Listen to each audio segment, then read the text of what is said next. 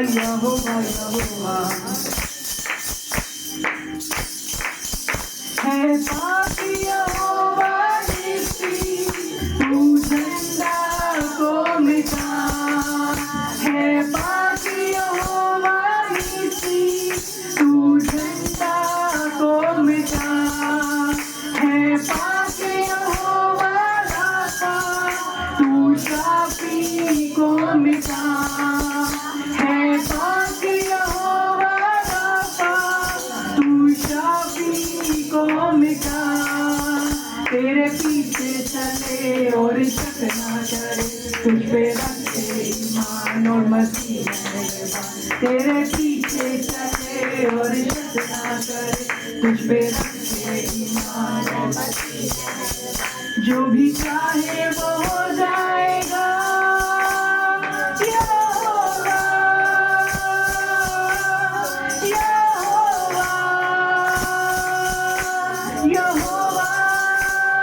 यहोवा यहोवा यहोवा यहोवा यहोवा यहोवा हे यहोवा यहोवा यहोवा यहोवा यहोवा यहोवा यहोवा यहोवा तू है यहोवा हीरे तू मैया करता है तू है यहोवा हीरे जो मुहैया करता है तू है यहोवा शालो जो तसल्ली देता है तू है यहोवा शालो जो तसल्ली देता है तूने बेटा दिया सबको माफ किया नया जन्म दिया रूह से भर दिया तूने बेटा दिया सबको माफ किया नया जन्म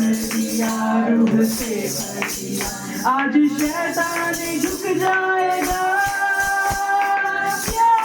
यहोवा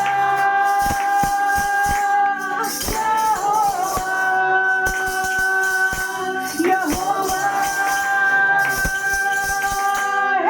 यहोवा यहोवा यहोवा यहोवा यहोवा यहोवा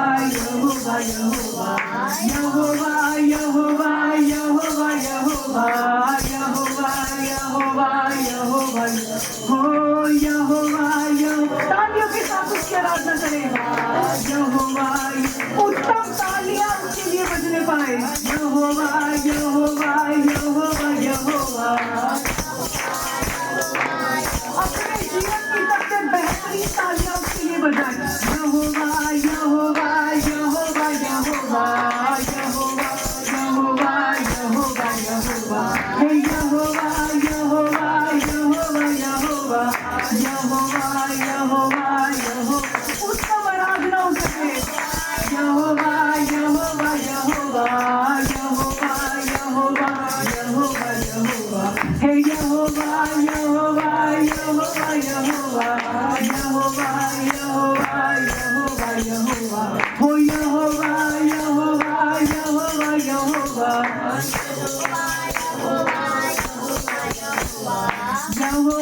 यहोवा यहोवा यहोवा यहोवा यहोवा यहोवा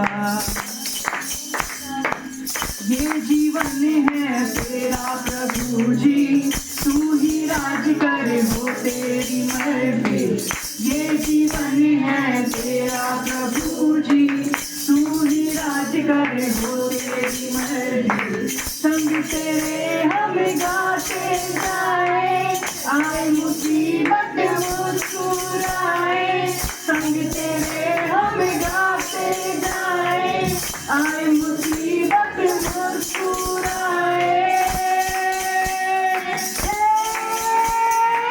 तेरे भवन में आनंद की भरपूर है यीशु तू संग तो जीवन में संतुष्टि है हो तेरे भवन में आनंद की भरपूर है यीशु तू संग तो जीवन में संतुष्टि है ये जीवन है तेरा प्रभु जी तू ही राज कर हो तेरी मर्जी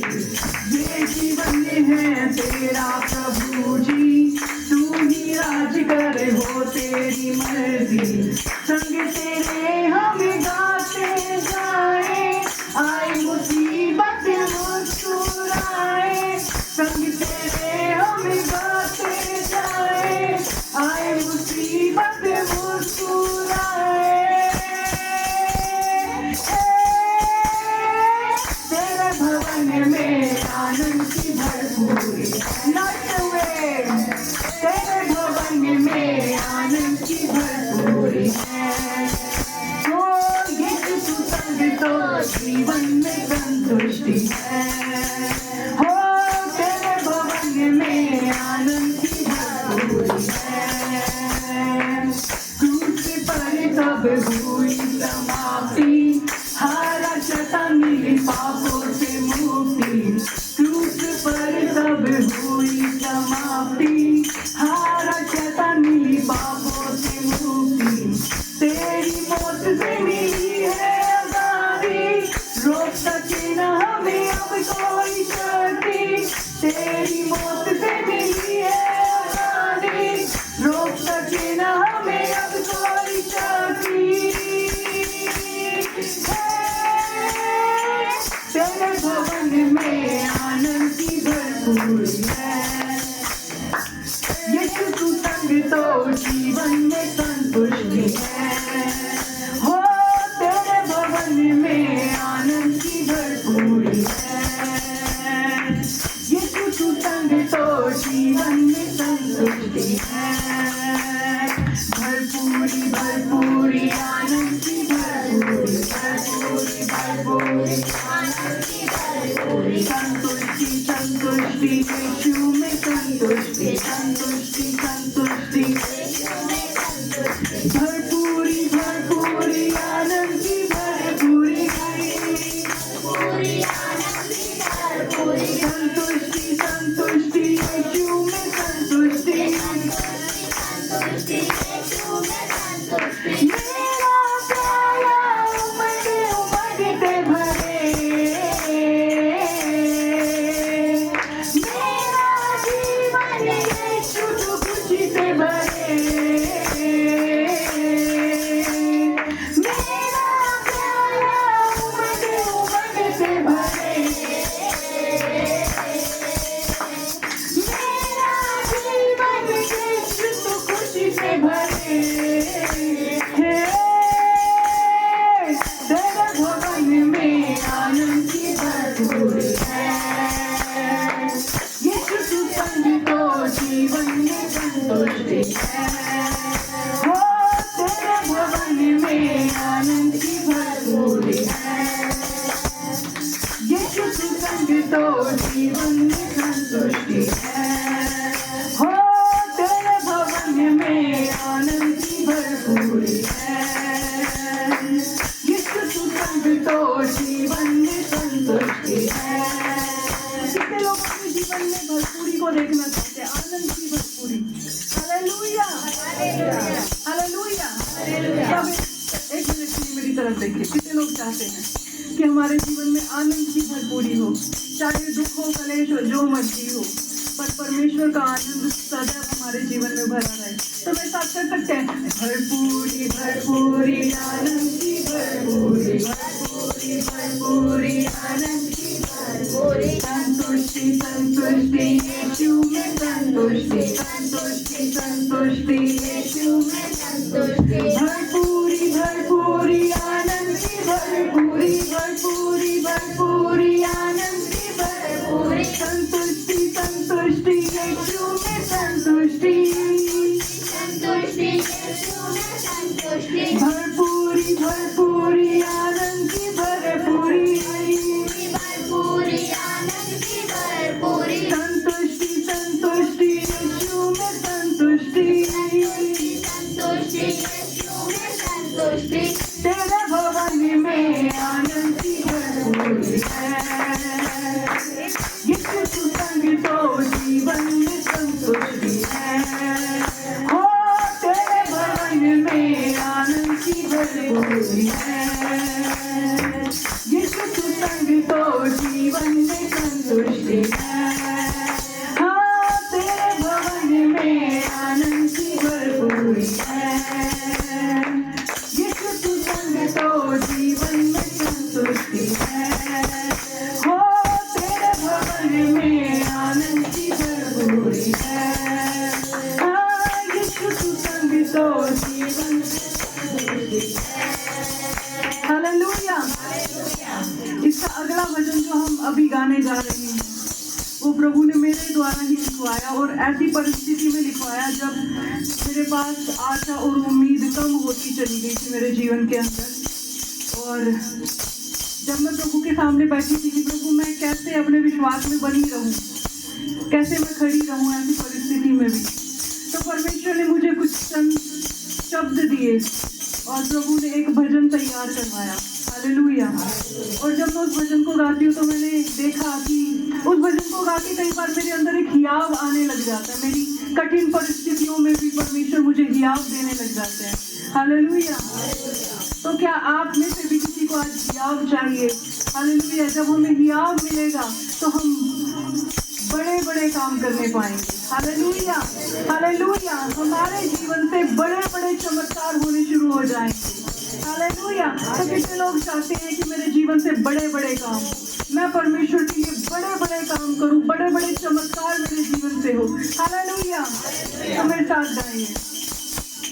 यीशु के होने से बड़े बड़े काम होते हैं।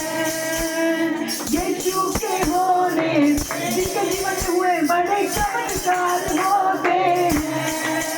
हे यीशु के होने से बड़े बड़े काम होते हैं। हाँ, यीशु के होने से बड़े चमत्कार होते हैं। हाँ, यीशु के होने से बड़े बड़े काम होते हैं। हाँ, यीशु के होने से बड़े चमत्कार होते हैं।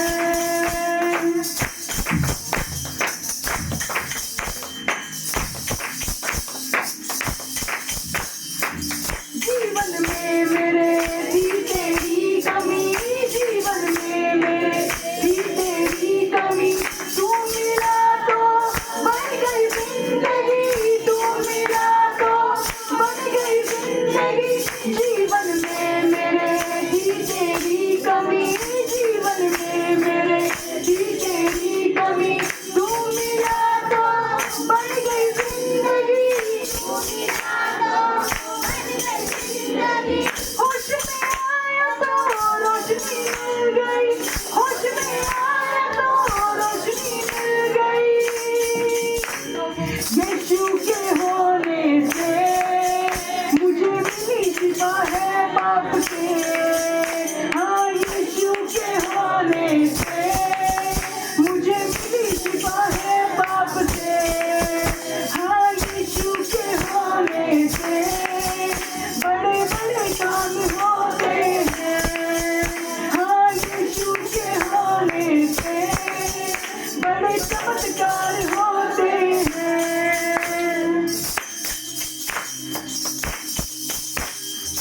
कितने लोग यहाँ पर ऐसे हैं जो प्रभु यीशु मसीह के आने से पहले एक मुर्दा की अवस्था में पड़े थे कि हम मुर्दा थे, हम जी रहे थे, नहीं जी रहे थे, सांस ले रहे थे, नहीं ले रहे थे, किसी को कोई मतलब नहीं था हमारे जीवन से। Hallelujah, hallelujah.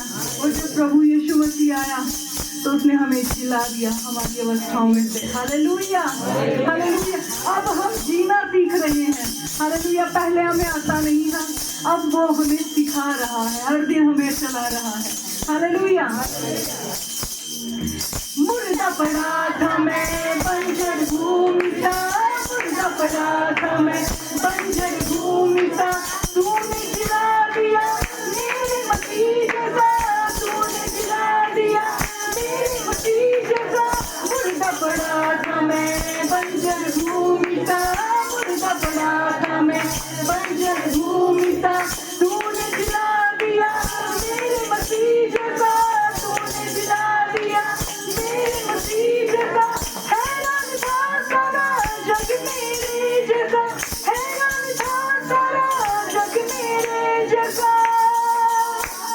यीशु के होने से मैं सामर्थी हो गया हूँ।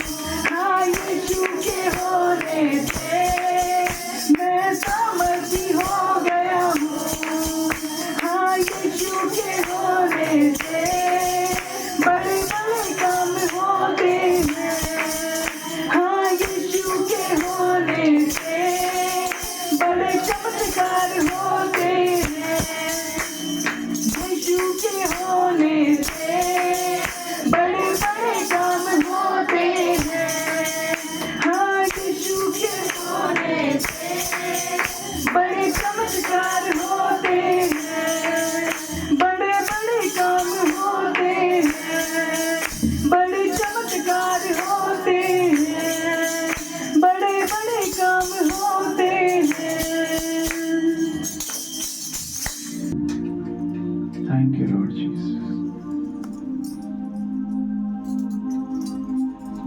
धन्यवाद प्रभु यीशु, धन्यवाद यीशु।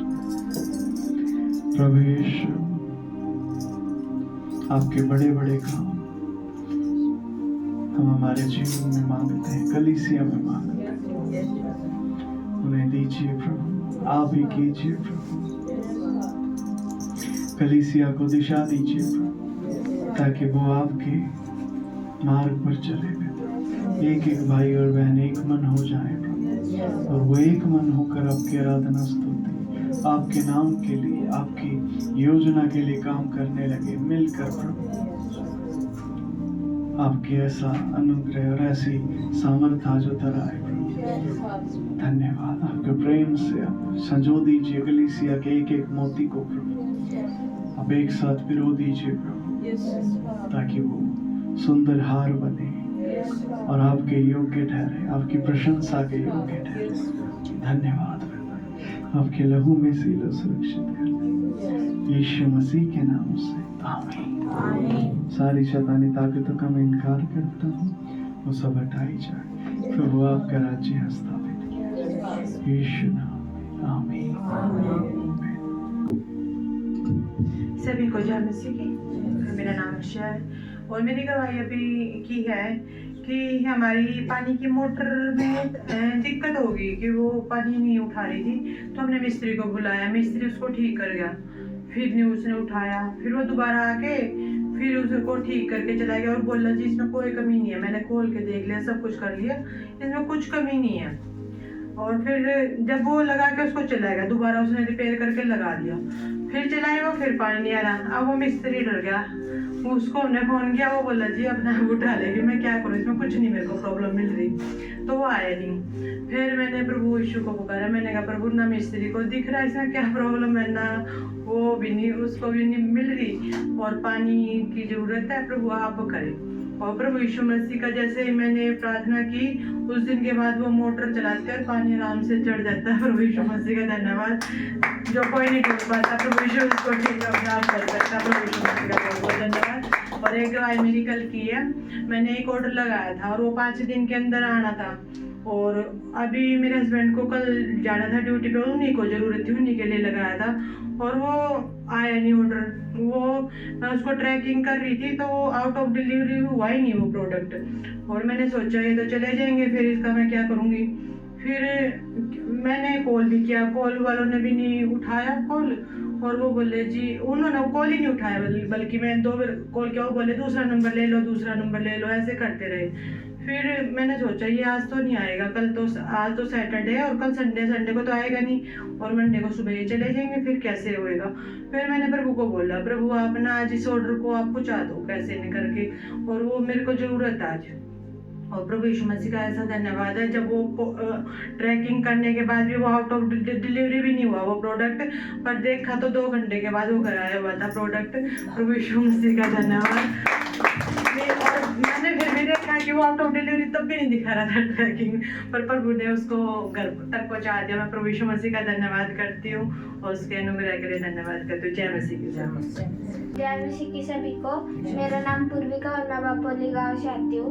मेरी गवाही कल की है। मेरे को ना बाइबल के कवर की ज़रूरत थी और वो मैंने अपने घर पे बोला तो वो बोले कि थोड़ा दिला देंगे, पर मेरा मन था कि मैं अभी लूँ। तो प्रभु यीशु मसीह का धन्यवाद, उन्होंने मेरे को बाइबल का कवर भेंट में दिलाया। प्रभु यीशु मसीह का धन्यवाद। सभी को जय मसीह। सभी को जय मसीह की। मेरी गवाही ये है कल की, कि कल आई थी मैं यहाँ, मैं सोच रही थी बस आज आ गई, कि आज आ गई, कल नहीं आ पाऊंगी क्योंकि हमारे घर में शादी है, काम बहुत ज़्यादा फैला हुआ है, सफाई भी करनी थी। फिर मैंने प्रभु से कहा, जब यहाँ कहा भैया ने, पास्टर जी ने भी, सिस्टर ने भी कल जरूर आना है, तो मैंने स्वीकार करा, चलो देखते हैं प्रभु लाएगा तो आऊंगी जरूर। और मैंने सफाई भी कर ली, सारे काम कर लिया, फिर भी मैं टाइम से आ पाई। प्रभु का बहुत होता है। सभी को जय मसीह की। मेरे को गवाही याद दिलाई पवित्र आत्मा, मैंने कहा मेरे को और भी देनी है गवाही, तो पवित्र आत्मा ने मुझे गवाही दिलाई। हमारे पड़ोस में ना एक हमारे पड़ोसी है, तो वो ना हमारा कुछ विरोध सा करते थे, मतलब जैसे हम उनके घर से अपने घर को किसी को बुलाते थे, मीटिंग में प्रार्थना में बुलाते थे, तो वो चिढ़ता सा था और उनको डांटता था, तो उसने वो आने नहीं दिए। और वो मतलब जैसे हम प्रार्थना के जाते तो कुछ कुछ बोलता था, पर हमने उसको नो बोलते रहे। और फिर एक आज्ञा है कि अपने पड़ोसियों के लिए धन्यवाद करना है, तो मैं हर रोज करती थी कि चलो धन्यवाद प्रभु, पड़ोसी दिए। पहले मैं चिढ़ती थी उनसे मुझे लगता था मैं ऐसे पड़ोस में क्यों आई हूँ, पर फिर जब ये आज्ञा आई तो मैं धन्यवाद करने लगी, धन्यवाद प्रभु पड़ोसी दिए। तो प्रभु का ऐसा चमत्कार हुआ कि वही लड़का जो सा हमसे चिढ़ता था, वो अब जैसे कोई भी कुछ बोलता है, मान लो एक दिन हमने पाइप लगवाया और वो जो गली की टाइल हो जाती है वो फट गई थी वहां से, तो मैं लगाने लगी और मेरी सास भी मेरे साथ लगा रही थी। तो वो आया और वो बोले मैं लगाऊंगा। उसने क्या किया, हमें दोनों को पीछे करके जैसे मिस्त्री काम करता है ना, सारी टाइलें उसने खुद लगाई, सारी मिट्टी खुद डाली और ना पैसे लिए ना कुछ, और बोला मैं लगा दूंगा भाभी आप दुखी ना हो, और वो लगा के चलाएगा। पर वो यीशु मसीह का मैंने उस दिन देखा कि जो काम हम अपने उससे नफरत से हम उससे नहीं कर सकते, अपने लड़ाई झगड़े से नहीं कर सकता, परमेश्वर उसको अपने आप ही उनका हृदय बदल देता है। और अभी जब गली फटी तो हमारा जो रैंप था वो रैंप उसने तोड़ दिया, रैंप तोड़ के काफी बड़ा पत्थर था वो गिर गया। तो मिस्त्री मेरे को बोला कि इसको उठवाओ।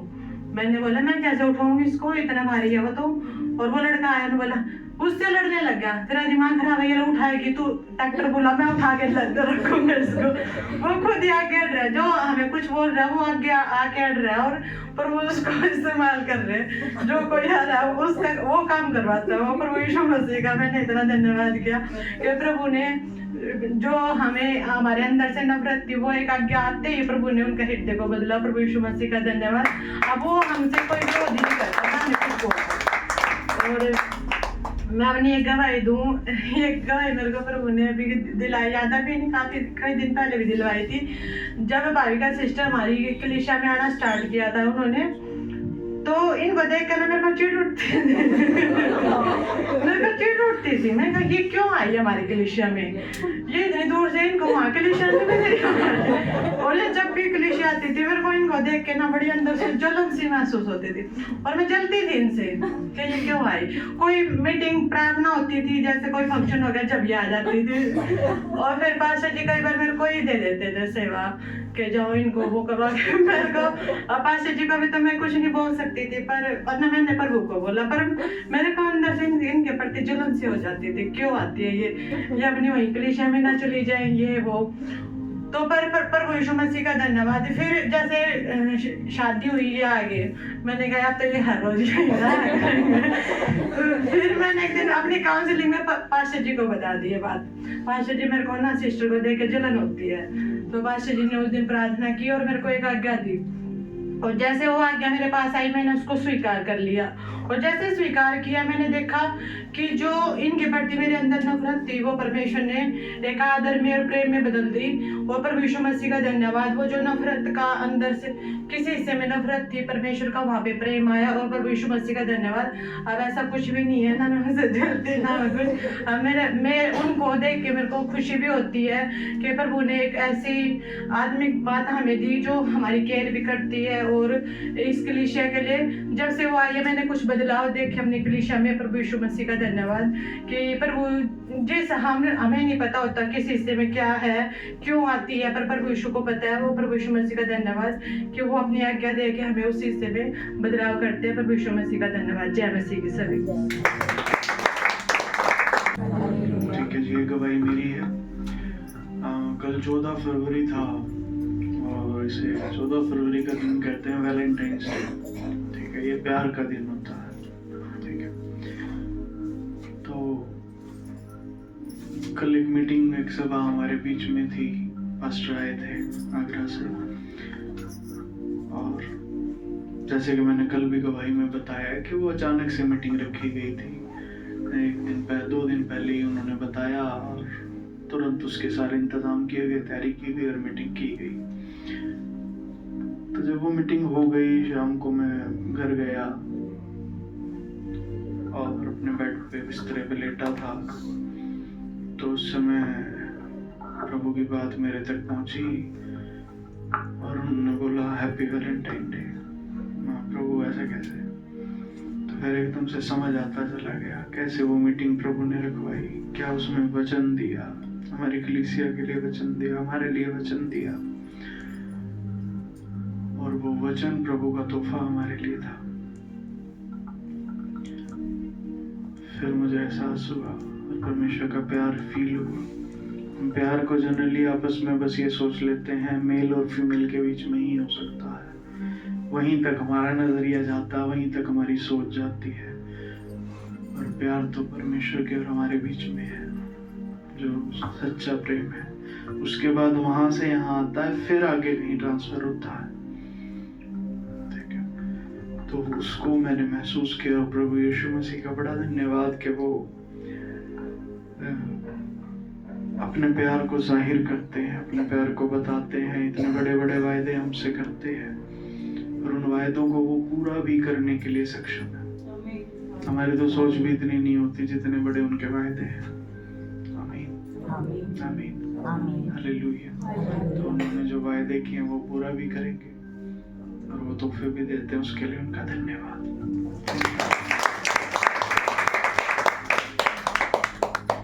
पिछली मीटिंग में किसी के कोई सवाल हैं तो पूछ सकते हैं, वहीं से हम आरंभ करेंगे।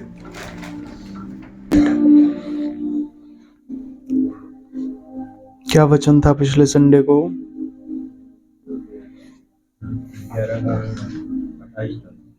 नीति वचन 11 का 28 क्या था ये?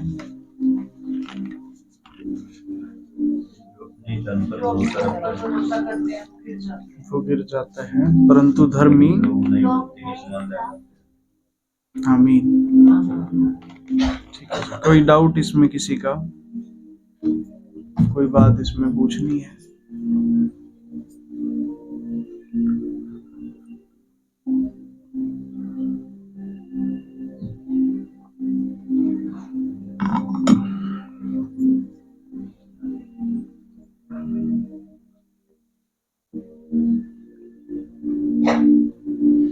लेकिन ये बाइबल चाहिए जो हमारे नीचे स्टार और क्रॉस के निशान होते हैं, इसकी डिटेल बताओ पास्टर। जो बाइबल में है ये नीचे होते हैं आयत के अच्छा, नीचे हाँ हाँ हाँ, लास्ट में आयत जो स्टार और क्रॉस के निशान होते हैं। ये क्या है कि जैसे किसी वचन के आगे या किसी शब्द के आगे स्टार है और वो नीचे कुछ लिखा हुआ है उसमें। जैसे उदाहरण देके बताता हूँ, पेज नंबर 699 पे निकालिए।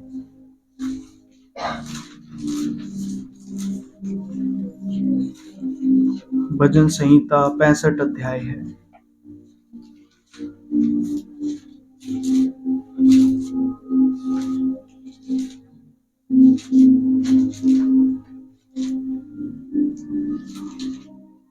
इसमें देखिए 65 के 11 में स्टार लगा है।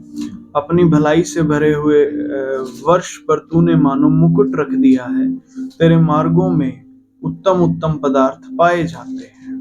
तो यहाँ स्टार लगा है और नीचे अगर हम देखें, निचली लाइन में लिखा है मूल में चिकनाई टपकती है। तो इस बात का क्या तात्पर्य है कि जो बाइबल के और कोई वर्जन्स हैं, ठीक है, बाइबल हिंदी भाषा में नहीं लिखी गई थी, बाइबल इब्रानी भाषा में लिखी गई थी, हिब्रूज में, ठीक है। तो अब वहां से इसको ट्रांसलेट किया गया है। तो जब ये ट्रांसलेट की गई है तो ट्रांसलेशन में क्या होता है कि कई बार एक बात के ना कई अर्थ निकलते हैं। जैसे इंग्लिश में कोई सेंटेंस है, वहां पे लिखा हुआ है लव, मान लो शब्द लिखा हुआ है एक लव, तो हिंदी में उसकी जब ट्रांसलेशन होगी उसे प्रेम भी कहा जा सकता है, प्यार भी कहा जा सकता है, स्नेह भी कह दिया जा सकता है। आप समझ पा रहे हैं? ट्रांसलेशन में कई सारे वो चीजें अर्थ होते हैं।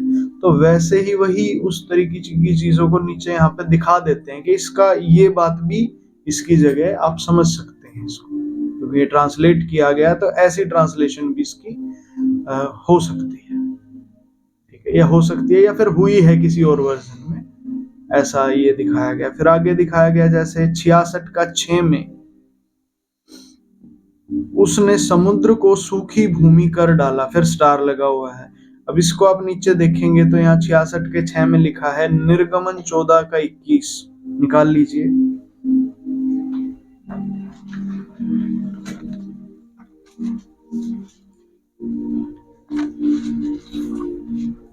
निर्गमन की पुस्तक उसका 14 अध्याय और 21 वचन।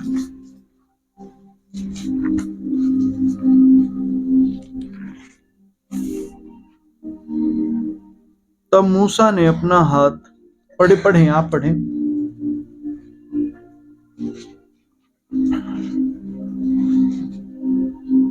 पेज नंबर 85 पे है, निर्गमन 14 का 21। तब मूसा ने अपना हाथ समुद्र के ऊपर बढ़ाया और यहोवा ने रात भर प्रचंड गुरुआई चलाई और समुद्र को दो भाग करके जल ऐसा हटा दिया जिससे उसके बीच सूखी भूमि हो गई। ठीक है, अब यहाँ पे रेफरेंस बताया गया कि इतिहास में ऐसा कहाँ हुआ था। जैसे लिखा है ना, उसने समुद्र को सूखी भूमि कर डाला, तो स्टार लगा के यहाँ रेफरेंस दे दिया कि ऐसा वहां पे हुआ था। निर्गमन के समय पे परमेश्वर ने अपना हाथ बढ़ाया और उसने समुद्र को सुखा डाला, भूमि बना दिया। तो वो यहाँ पे ये दिखाया गया। फिर तीसरा एक और दिखाया गया है इसके आगे ही 6 में ही, वे महानद में से पांव पांव पार उतरे। अब ये बताया गया ये कहाँ पे है, ये है यहो लिखा है 3 का 14 से 17, यहोशू की पुस्तक में होगा ये 3 का 14 से 17 निकाल लें।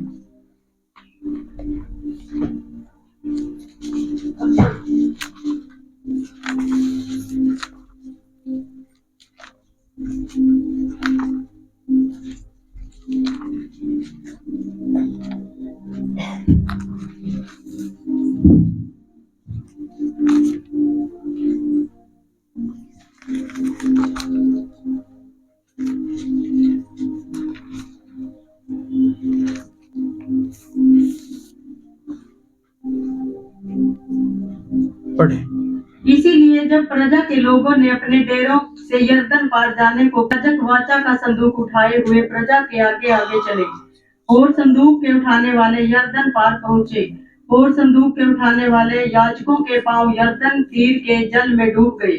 यरदन का जल तो कटनी के समय के सब दिन अपने तट के ऊपर ऊपर बहा करता है। तब जो जल ऊपर की ओर से बहा आता था वह बहुत दूर अर्थात आदाम नगर के पास जो सारतान के निकट है रुक रुक कर एक ढेर हो गया और दीवार सा उठा रहा, और जो जल अराबा का ताल जो खारा ताल भी कहलाता है उसकी ओर बह जाता था, वह पूरी रीति से सूख गया और प्रजा के लोग यरीहो के सामने पार उतर गए। और याजक यहोवा की वाचा का संदूक उठाए हुए यरदन के बीचों बीच पहुंचकर स्थल पर स्थिर खड़े रहे और सब इजरायली स्थल ही स्थल पार उतरते रहे। अंत में सारी जाति के लोग यरदन पार हो गए। ठीक है जी। तो ये दूसरा रेफरेंस दिया है कि कहाँ ऐसा हुआ था बाइबल में। वे महानद में पांव पांव पार उतरे, जब नदी पूरी सूख गई थी। यरदन नदी को परमेश्वर ने सुखा दिया था और उसके याजकों को उसमें से पार परमेश्वर ने करवाया था। ठीक है जी। तो ये इस तरीके से है। फिर इसी के 14 वचन में लिखा, जो मैंने मुंह खोलकर मानी। अब यहाँ पे मुंह के ऊपर स्टार लगा हुआ और नीचे देखें मूल में लिखा हुआ है स्टार होठ। तो किसी वर्जन में ये यहाँ पे मुंह की जगह होठ भी है कि जो मैंने होठ खोलकर मानी। आपको कौन सा मानना है? आप वो मानिए जो पवित्र आत्मा उस समय आपको समझा रहे हैं। जिस तात्पर्य से पवित्र आत्मा आपसे बात कर रहे हैं उस समय पे पढ़ते समय, उस समय उसी बात को आप मानिए जो आपको पवित्र आत्मा समझा दे। आमीन। ठीक है जी, क्लियर हो गए? ठीक है जी। और कोई बात या सवाल है?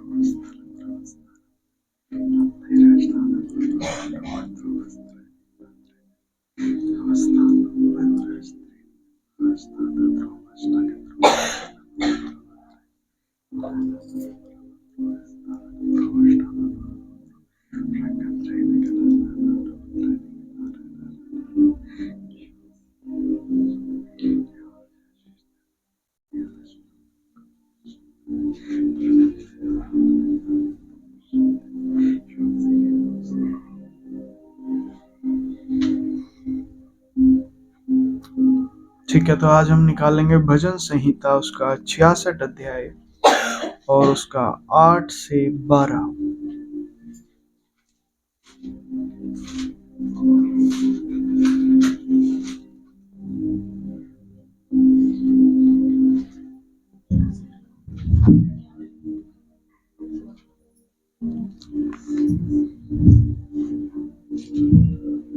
हे देश देश के लोगों, हमारे परमेश्वर को धन्य कहो और उसकी स्तुति में राग उठाओ, जो हमको जीवित रखता है और हमारे पांव को टलने नहीं देता। क्योंकि हे परमेश्वर, तूने हमको जांचा, तूने हमें चांदी के समान ताया था। तूने हमको जाल में फंसाया और हमारी कटी पर भारी बोझ बांधा था। तूने घुड़ चढ़ों को हमारे सिरों के ऊपर से चलाया। हम आग और जल से होकर गए, परंतु तूने हमको उबार के सुख से भर दिया। आइए प्रार्थना करेंगे। प्यारे प्रभु जी, आपका धन्यवाद करते हैं, आपका शुक्रिया अदा आपके वचन के लिए जो आप आज हमसे बात करने जा रहे हैं। हम आपसे विनती और प्रार्थना करते हैं प्रभु, आपकी बुद्धि और समझ के द्वारा ये वचन हमें समझा दीजिए और हमारे हृदय में बसे, ताकि हम प्रभु आपसे जैसा प्यार आप हमसे करते हम भी आपसे करने पाए। यीशु मसीह के नाम से आमीन।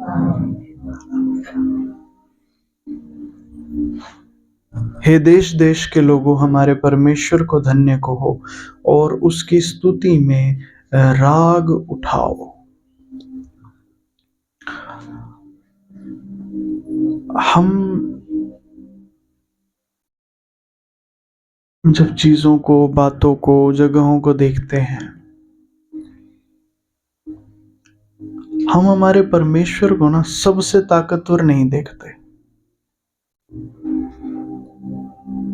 हम परमेश्वर को सबसे ताकतवर नहीं देखते। हम देखते हैं कि और जो आसपास के लोग हैं, चीजें हैं, बातें हैं, वो ज्यादा ताकतवर है।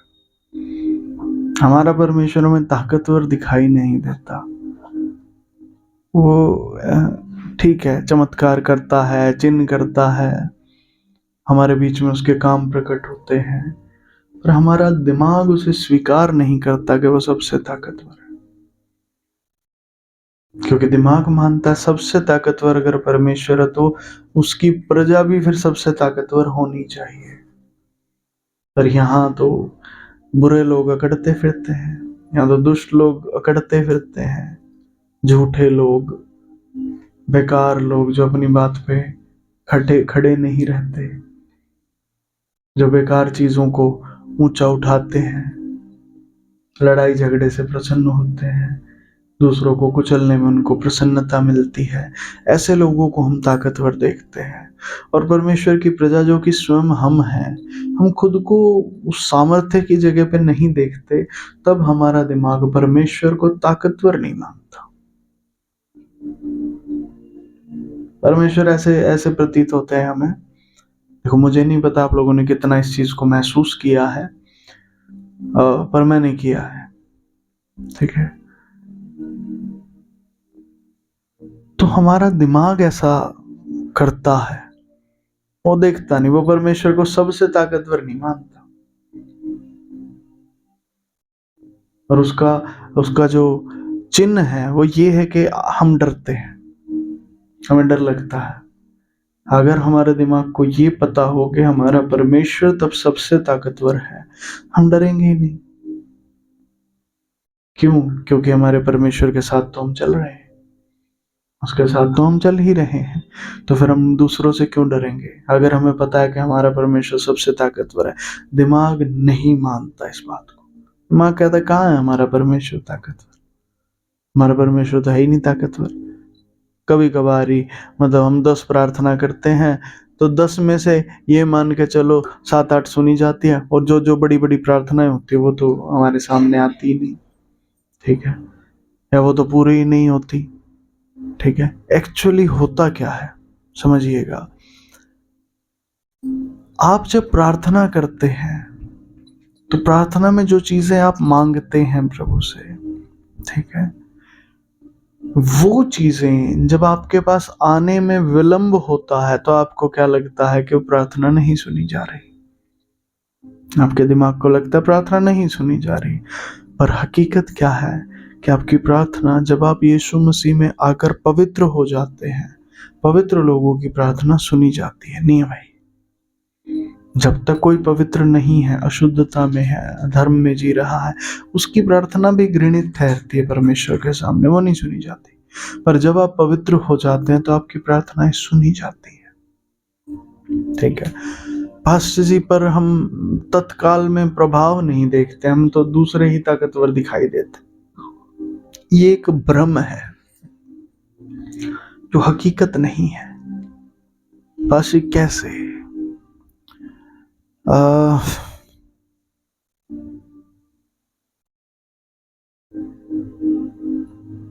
ठीक है मैं बताता हूँ। एक कील है, कील होती है ना जो लकड़ी ठोकते हुए डालते हैं।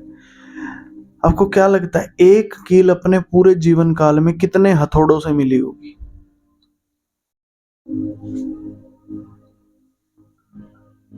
कोई भी अनुमान लगाए? काफी हथौड़ों से। मान लीजिए ये कील है, इसको हमने गाड़ा है, तो यहाँ पे गाड़ते टाइम इसको मुझे लगता है एक ही हथौड़ा होगा। ठीक है, उसी से गाड़ी गई, निकल गई तो फिर वही हथौड़ा लग जाएगा इस पे। ठीक है, पर एक टाइम आएगा ये कील ही खत्म हो जाएगी, हथौड़ा फिर भी रहेगा। तो एक कील मैक्सिमम कितने हथौड़ों से मिलती है? ज्यादा से ज्यादा 2 से मिल लेगी, इतना ही जीवन काल है इसका। पर एक हथौड़ा कितनी कीलों से मिलता है? बहुत सारी। वो तो खत्म ही नहीं होता, हथौड़ा खत्म नहीं होता, वो तो पता नहीं कितनी किलो को ठोकेगा, कितनी किलो को ठोकेगा। और ठीक है, कील ज्यादा होती हैं या हथौड़े? कीलें ज्यादा होती हैं, पक्का पता है सभी को। या एक कील और एक हथौड़ा, ऐसे बनाने वाला ऐसे बनाता है इस प्रोपोर्शन में? नहीं ना होता। कीलें तो बहुत सारी लगती हैं, एक ही हथौड़ा पता नहीं कितनी किलो को ठोकता है। ठीक है, अब आपसे अच्छा सवाल पूछता हूँ, कील मजबूत है या हथौड़ा? पक्का कंफर्म है? ठीक है जी, हथौड़ा मजबूत है। वैसे ही जब हम अपने चारों ओर देखते हैं कि बुरे लोग और दुष्ट लोग बढ़ते जा रहे हैं, बुराई ही चारों तरफ हम देखते हैं, वही प्रभावशाली होती चली जाती है, और हम जो धर्मी लोग हैं हम देखते हैं कि हम तो थोड़े से हैं, कम हैं। ठीक है, हमें ये कील और हथौड़े वाले उदाहरण को याद करना है। आप एक्चुअली वो हथौड़े हैं, बुरे लोग वो कील हैं, वो ज्यादा हैं। क्या हो गया? आप तो हथौड़े हैं, आप उन्हें तोड़ने के लिए हैं, उन्हें टूटना होगा आपके सामने। कीलों को देख के डरिए नहीं, क्योंकि आप हथौड़े हैं। पड़ोसी को बोल के बताएं ये बात, कील को देख के डरे नहीं, क्योंकि आप हथौड़े हैं।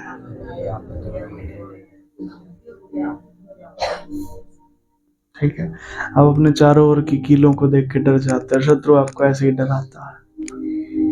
देखो बुरे लोग चारों तरफ है, बुराई ही चारों तरफ है, बुराई है, यहाँ से भी बुराई हो सकती है, वहां से भी बुराई हो सकती है, ये भी बुराई हो सकती है, वो भी बुराई हो सकती है। तो क्या हो गया?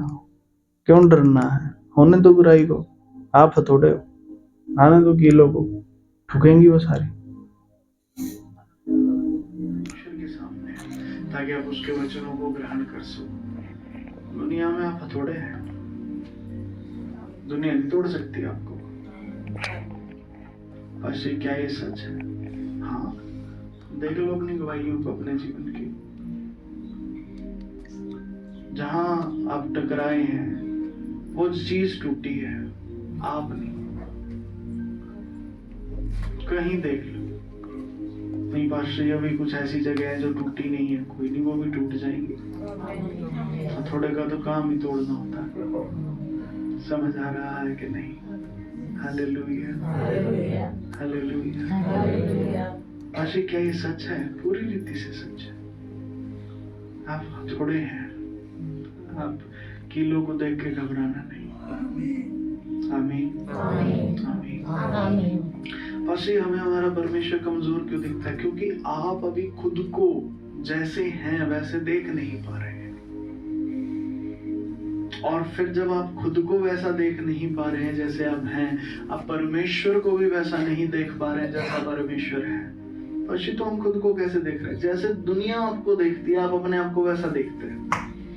संसार के लोग आपको जैसे नजरिए से देखते हैं, आप उनके नजरिए को पकड़ लेते हैं। उदाहरण के तौर पे एक बेटा यहाँ पे बैठा है, रक्षित, ठीक है। इसको बाहर से कोई देखेगा दुनिया में तो क्या ऐसा इसको समझेगा? खड़े हो जा रक्षित, एक बार कि एक पतला सा कभी नहीं हुआ अभी तो, है ना। एक बच्चा है छोटा सा, कोई भी बेवकूफ बना देगा, कोई भी थोड़ा सा धमकाएगा, डर जाएगा, डरा देगा, कैसे भी इससे व्यवहार कर लेगा। समझ आ रहा है? पर आपको शायद नहीं पता कि एक्चुअल में ये कौन है। ये परमेश्वर का सेवक है। हकीकत ये है। कोई इसे मॉक करने के लिए आएगा, परमेश्वर उसे मॉक कर देंगे। कोई इसे परेशान करेगा, परमेश्वर उसे ऐसा परेशान कर देंगे, उसकी पीढ़ियां परेशान होंगी। अब वो अकेला परेशान नहीं होगा, उसकी पीढ़ियां तड़पेंगी। अब उसके बाल बच्चे, पोते, पड़पोते, उसके आगे आने वाली नस्लें तड़पेंगी। अब समझ आ रहा है? आप अपने आप को ऐसे देखते हैं अभी भी जैसे दुनिया आपको देखती है। मैं आपको कहता हूं, ये आपको शैतान दिखाता है। आपको अपने आप को ऐसे देखना नहीं, जो आप हकीकत में है, सत्य में जो आप हैं, आपको अपने आप को वैसे देखना शुरू करना है। बस उससे फायदा क्या होगा? आपको परमेश्वर वैसे दिखने लगेगा जैसा परमेश्वर एक्चुअल है, वैसा नहीं जैसे दुनिया सोचती है। दुनिया क्या सोचती है? बैठ जाइए। दुनिया क्या सोचती है? दुनिया की सही सोच क्या है? अंधविश्वास क्या है दुनिया का? दुनिया का अंधविश्वास तो वो परमेश्वर सबसे बड़ा, सब कुछ कर सकता है। ये अंधविश्वास दुनिया का। और दुनिया का हकीकत में क्या विश्वास है? कि कोई परमेश्वर नहीं है। जो कुछ करना हमें ही करना है, हम ही करेंगे, उसी का ही प्रतिफल हमें मिलेगा। हम नहीं करेंगे तो प्रतिफल नहीं मिलेगा। दुनिया का जो विश्वास है ना, वो ये है।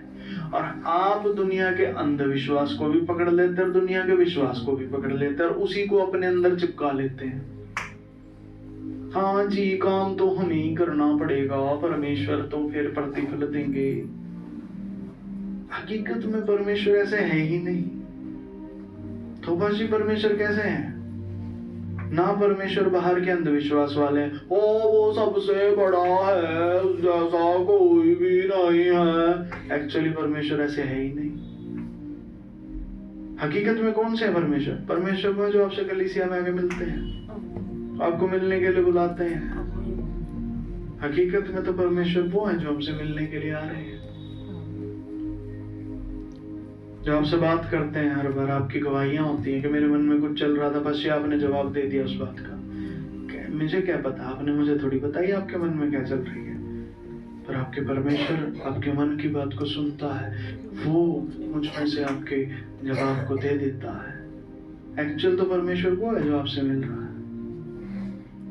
तो दुनिया का अंधविश्वास खत्म हो गया। अब दुनिया का विश्वास देख लोगे, कोई परमेश्वर है ही नहीं, वो भी आप अपनी गवाहियों के द्वारा देख सकते हैं।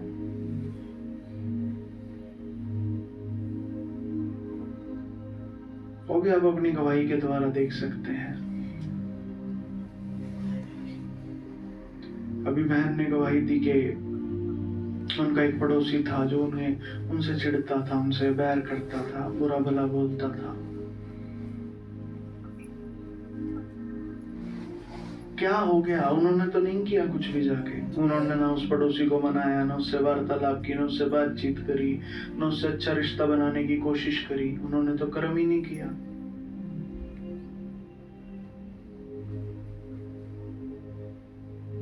ये कैसे हो गया? तो अगर परमेश्वर आपके काम का ही बस फल देता है तो फिर काम तो उन्होंने नहीं किया है, तो फल कैसे मिल गया? कैसे वही व्यक्ति आके उनकी घर के गेट के सामने गली लगा रहा है मुफ्त में? कैसे वो उनके लिए दूसरों से लड़ रहा है? जब उनके ऊपर बोझ डाले, कैसे काम हो गया भाई? तो ये तो दुनिया वाली बात तो झूठ है, ऐसा तो परमेश्वर है ही नहीं। फिर उनके विश्वास के अनुसार भी परमेश्वर नहीं है और उनके अंधविश्वास के अनुसार भी नहीं है। परमेश्वर तो यहाँ अलग रीति से प्रकट हो रहे हैं। परमेश्वर ने उन्हें एक आज्ञा दी थी कि भाई अपने पड़ोसी को तुच्छ नहीं जानना। गलीसिया में आज्ञा आई थी, सिर्फ उनको अकेले में नहीं मिली थी। अपने पड़ोसी को तुच्छ नहीं समझना, आशीष देनी है, श्राप नहीं देने, आशीष दो। और उनको तो आशीष भी शायद याद नहीं रही, वो तो धन्यवाद कर रहे थे, धन्यवाद प्रभु मेरे पड़ोसी के लिए। ठीक है, तो ढंग से वो तो आज्ञा भी नहीं याद रख पाए कि क्या आज्ञा थी, पर परमेश्वर ने तो काम कर दिया। तो यहाँ पर परमेश्वर वो भी नहीं है जो हम दुनिया का विश्वास कहता है कि हम कर्म करेंगे तो प्रतिफल मिलेगा। ये तो है ही नहीं, कर्म तो किया ही नहीं पर प्रतिफल तो मिल रहा है।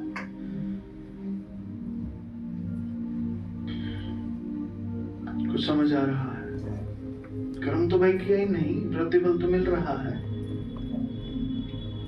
हमारे एक बहन थे, उन्होंने कहा कल की मीटिंग में आके वो सोच रहे थे आज की मीटिंग में नहीं आ पाएंगे,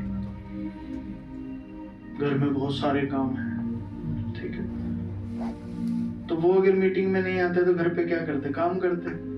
वो काम तो उन्होंने नहीं किए, वो तो मीटिंग में आ गए। और जब मीटिंग में आ गए तो अब मीटिंग में आके प्रतिफल भी उन्हें मिलेगा। जो वचन प्रभु उन्हें दे रहे हैं उससे उन्हें शांति मिलेगी उनके जीवन में, वो वचन कार्यकारी भी होंगे। तो काम तो उन्होंने नहीं किया, कर्म तो उन्होंने नहीं किया, उनका कर्म भी हटा और उन्हें प्रतिफल भी मिला। इसी समय पे काम करना था ना उन्होंने, तभी तो वो सोच रहे थे कि मैं नहीं आऊंगी मीटिंग पे, और इस समय तो वो काम नहीं कर रहे।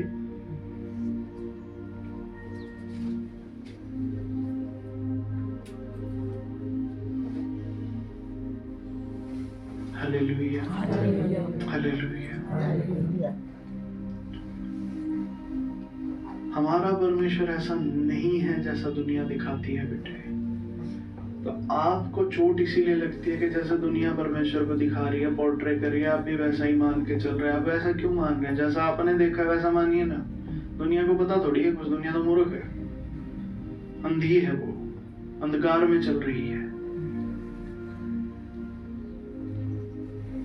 अंधकार में चल रही है। कल मैं टीवी में पिक्चर देख रहा था, वो उस व्यक्ति के विषय में थी जिसने एटम बम बनाया था।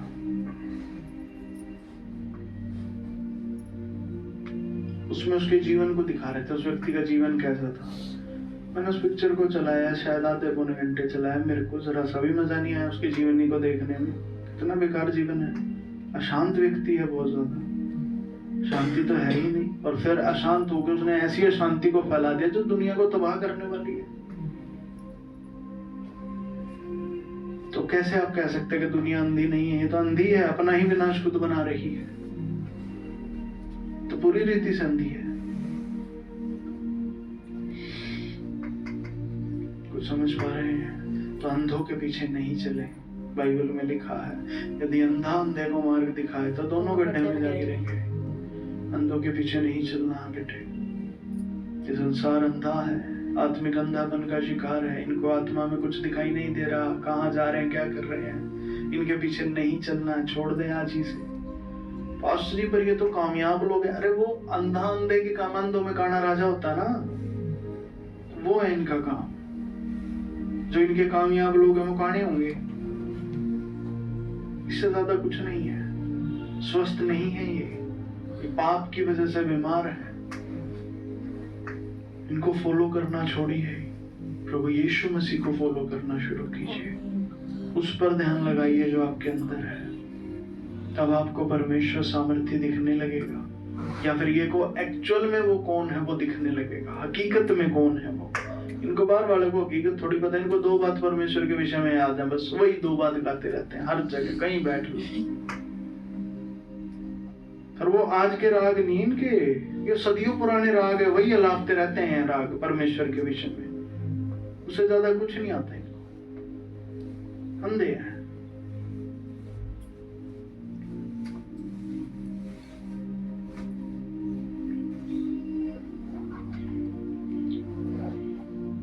समझ रहे हैं मेरी बात? अंधे हैं, टोटली अंधे हैं।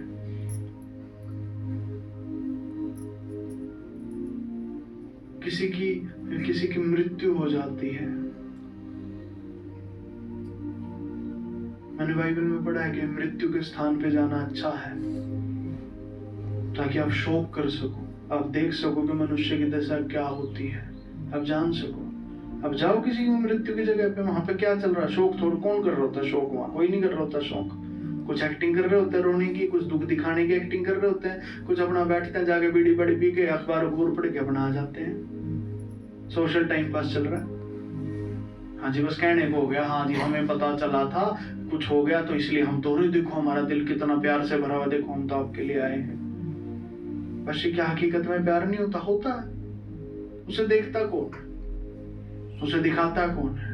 ना कोई देखता उसे, ना कोई दिखाता उसे। फॉर्मेलिटी बना हुआ है सब। वहां पे कोई जाके ध्यान नहीं करता, कोई चिंतन नहीं करता एक दिन हमने भी ऐसे मिट्टी में मिल जाना है, कोई ढंग का काम कर लो जीवन में, कोई नहीं सोचता। जाएंगे 4 भरी की बीड़ी फालतू पी के आएंगे, वहां 10-12 बात मार के आएंगे, उल्टी सीधी बात बैठ के करके आएंगे, यही करते हैं। मैं जब शुरू में जाता था ना, मैं सोचता था चलो जाके शौक करूंगा, शांति से बैठूंगा। मेरी मम्मी घर से सिखा के भेजती थी कि जाना मेरे हंसना नहीं, वहां पे शांत रहना। चलो ठीक है, मैं जाके शांत बैठता था। वहां देखो तो शांति है ही नहीं, वहां तो लोग हंस रहे हैं, बोल रहे हैं, बात कर रहे हैं, अपनी नॉर्मल सामाजिक बातें कर रहे हैं। फलाने का ये हो गया, वहां ऐसे हो गया, वहां वो हो गया, वहां ऐसे हो गया, नेताजी ने ये कर दिया, अखबार में ऐसे आ रहा है, वैसे आ रहा है, नौकरी ऐसी है, अच्छा इतनी बढ़िया नौकरी लगी भाई तेरे तो। सोशल बातचीत हो रही है। ये कैसा शौक बन रहा है? ये अंधे हैं, इन्हें कुछ नहीं पता वहां जाके करना क्या होता है, इन्हें वो भी अकल नहीं। इन्हें ध्यान करना चाहिए वहां जाके कि भाई यही हमारे जीवन का भी अंत है। थोड़ा सोच लो कुछ। जिस दौड़ में दौड़े जा रहे हो, कहाँ जा रहे हो, क्या कर रहे हो, कुछ पता नहीं है तुम्हें।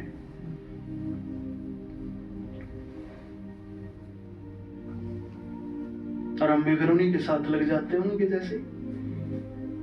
आपको ये बताना चाहता हूँ, नहीं लगी उनके समान, उनके जैसे अंधे हैं। आशी अंधे हैं बेशक, प्रभु ने इनको आशीषित किया है, पैसा दिया, धंधा, तो सारा वापस भी तो लेगा परमेश्वर, हिसाब भी तो लेगा अभी। ऐसे थोड़ी है अपने बच्चों को पैसे देते हैं घर से, जब भी सामान लेके आ, वापस आने के बाद हिसाब नहीं लेते उससे, कितने का क्या है, कितने का क्या नहीं है। या कह देते उसका ले बेटे चल 500 का नोट लिया, 10 का सामान आ जाए, बाकी ऐश कर।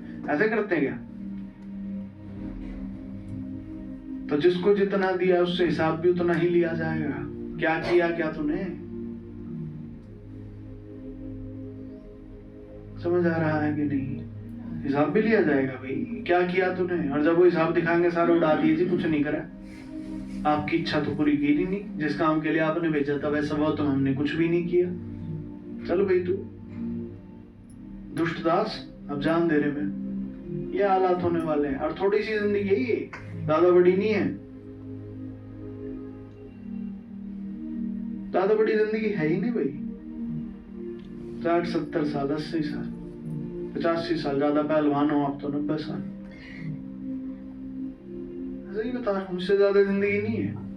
और आजकल तो पहलवानों की और कम होती जा रही है, जो उनसे जिम मारते हैं जाके, इनकी जिंदगी और कम है।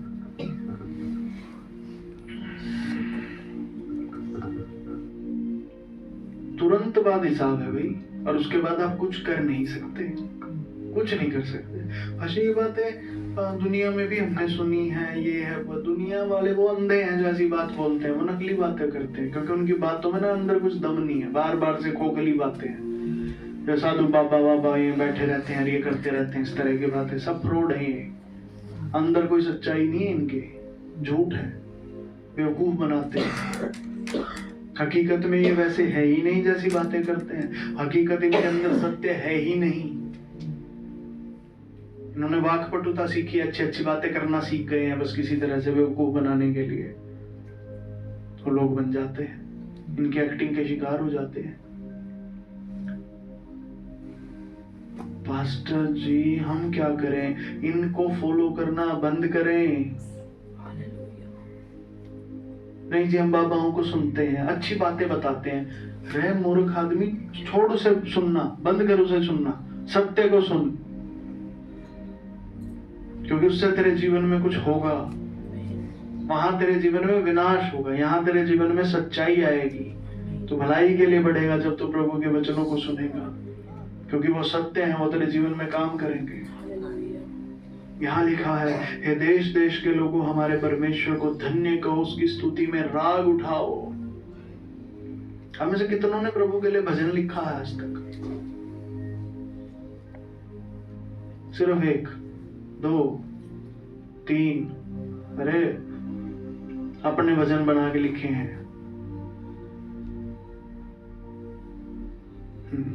ठीक है जी, तो कहाँ है आपका भजन? आज तक आया नहीं कभी हमारे बीच में। तो लिखोगे, उसको अचार डालोगे वहां पे घर में रख के, या उसको सड़ाओगे, सदियों तक सड़ेगा ये। 1121 साल बाद, हमारे मरने के बाद हमारे बच्चे प्रकाशित करेंगे इसे। गाते क्यों नहीं उसको प्रभु के लिए? लेके क्यों नहीं आते हो सामने? ये आज्ञा है, पढ़िए, हे देश देश के लोग हमारे परमेश्वर को धन्य को, उसकी स्तुति में राग उठाओ। हर एक जन भजन लिखे प्रभु के लिए। आमीन तो है ही नहीं। लिखो उसके लिए भजन आपके हृदय से, भजन बनाओ उसके लिए नया भजन बनाओ, गाओ उस भजन को। बस ये हम भी भजन बना सकते हैं, हम भी भजनकार हैं, हम भी संगीतकार हैं। तू प्रभु का बेटा है, तेरे अंदर उसकी असली धुन है, उसकी असली पहचान है। उस असली पहचान को जब तू कागज पे लिख देगा, वो भजन बन जाएगा। राजा दाऊद ने किया ऐसे ही। उसके पास उसकी असली पहचान थी परमेश्वर की। उसने उस सच्चाई को कागज पे लिखा जो उसे पता था, वो भजन बन गए। भजन संहिता की पूरी पुस्तक है। ये वो सच्चाई है जो दाऊद के अंदर थी, उसने पन्नों पे उतारा उसे। आप उतारिए, आप क्यों नहीं उतारते हैं? क्या कर रहे हैं आप? दुनिया जैसी धार्मिकता से काम नहीं चलेगा। आपकी धार्मिकता यहाँ बाहर के धर्म गुरुओं से ऊपर होनी चाहिए, तब आप परमेश्वर के राज्य के योग्य हैं, अन्यथा नहीं है। अगर बाहर के धर्म गुरु, अच्छी धर्म गुरुओं के साथ तो आपका कंपैरिजन होगा ना, ना मेरा लेवल ऊपर है। धर्म गुरुओं से ऊपर आप होंगे। छोटे से छोटा बच्चा भी धर्म गुरुओं से ऊपर होगा, तब स्वर्ग के राज्य में प्रवेश है। नहीं तो कोई गिनती नहीं आपकी। समझ आ रहा है? पड़ोसी बोलो, समझ आ रहा है?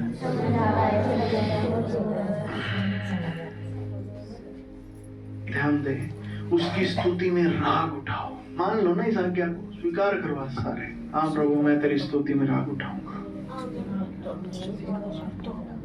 ठीक है, जो हमको जीवित रखता है और हमारे पांव को टलने नहीं देता। कितनी भी कीले हमसे आगे भिड़ जाएं, हमें उसने ऐसा हथौड़ा बनाया है, बनाएगा नहीं, बना दिया है।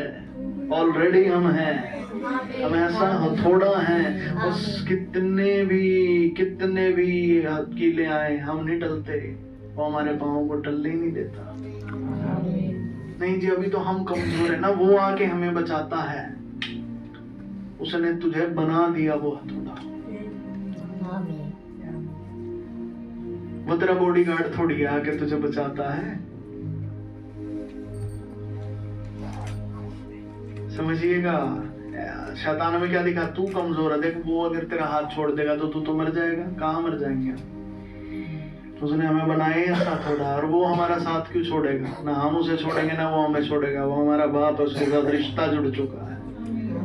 बाप बेटे का रिश्ता नहीं कटा करता ऐसे। हालेलुया।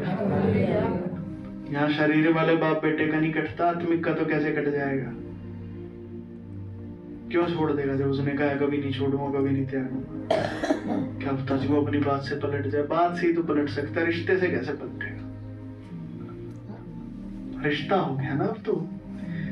फाशी सच में हमारा रिश्ता है परमेश्वर के साथ। जी हाँ, जो कोई यीशु मसीह में विश्वास करता है, यीशु मसीह ने कहा मैं उसे परमेश्वर के पुत्र होने का अधिकार देता हूँ। आपको एक अधिकार है, आप परमेश्वर के पुत्र हैं। पुत्र का अधिकार, वारिस हैं आप उसके। ये रिश्ता नहीं कोई तोड़ सकता, ना आपका दिमाग, ना आपके कर्म, आपकी कोई चीज उस रिश्ते को नहीं तोड़ सकती। समझ आ रहा है कि नहीं? हालेलुया। ये शैतान आपको डराता रहता है, अरे अच्छे काम नहीं करेगा तो परमेश्वर ऐसे रिश्ता टूट जाएगा। कुछ नहीं होने वाला, कुछ नहीं होने वाला। कर ले जा, तू बुरे करने तो जा, बुरे कर, घबराना, जा, शाबाश, करके देख। तू बुरे काम करेगा, फिर खुद पछताएगा, रोएगा बैठ के। करके देख ले। आप संसारिक रहे ही नहीं बेटे कि बुरे करोगे और फिर और बुरे करते करते करते करते चले जाओगे। करके देख तू बुरा, तू खुद रोता रोता आएगा, रोएगा, पछताएगा, क्योंकि परमेश्वर की आत्मा तुझे छू चुका है। अब तू वो नहीं है जो तू पहले था, तू बदल चुका, तू नई सृष्टि हो चुका है, तू पवित्र हो चुका है। पाप के साथ तेरी नहीं निभेगी, अब चलेगी नहीं तेरी पाप के साथ। तू जाके करेगा पाप, तेरे को पाप रास नहीं आएगा अब, क्योंकि तू कुछ और हो गया है। अब तू दुखी रहेगा, कर तू पाप, तू दुखी होएगा, तुझे समझ भी नहीं आएगा क्या है। जब समझ में आएगा तू रोता हुआ आएगा, प्रभु क्षमा कर दे। ये है अब तू पवित्र हो चुका है। और पवित्र का मतलब कमजोर नहीं, सामर्थी। पाप अब तेरा कुछ बिगाड़ नहीं सकता, कोई पाप तेरा कुछ नहीं बिगाड़ सकता। हालेलुया। बस फिर इतने दुख क्यों है हमारे जिंदगी में? पढ़ो। क्योंकि हे परमेश्वर, तूने हमको जांचा, तूने हमें चांदी के समान ताया था, तूने हमको जाल में फंसाया। किसने फंसाया? किसने फंसाया जाल? आपको दिखता है पाप आपका कुछ बिगाड़ ना बेटे ना। कील हथौड़े का क्या बिगाड़ सकती है? हथौड़े का तो जो बिगाड़ेगा वो ठठेरा बिगाड़ेगा। हालेलुया। हथौड़े का कौन बिगाड़ेगा? आप अगर हथौड़े तो कौन ठठेरा? समझ आ रहा है? पढ़िए ध्यान से। क्योंकि हे परमेश्वर, तूने हमको जांचा, तूने हमें चांदी के समान ताया था, तूने हमको जाल में फंसाया, हमारी कटी पर भारी बोझ बांधा था।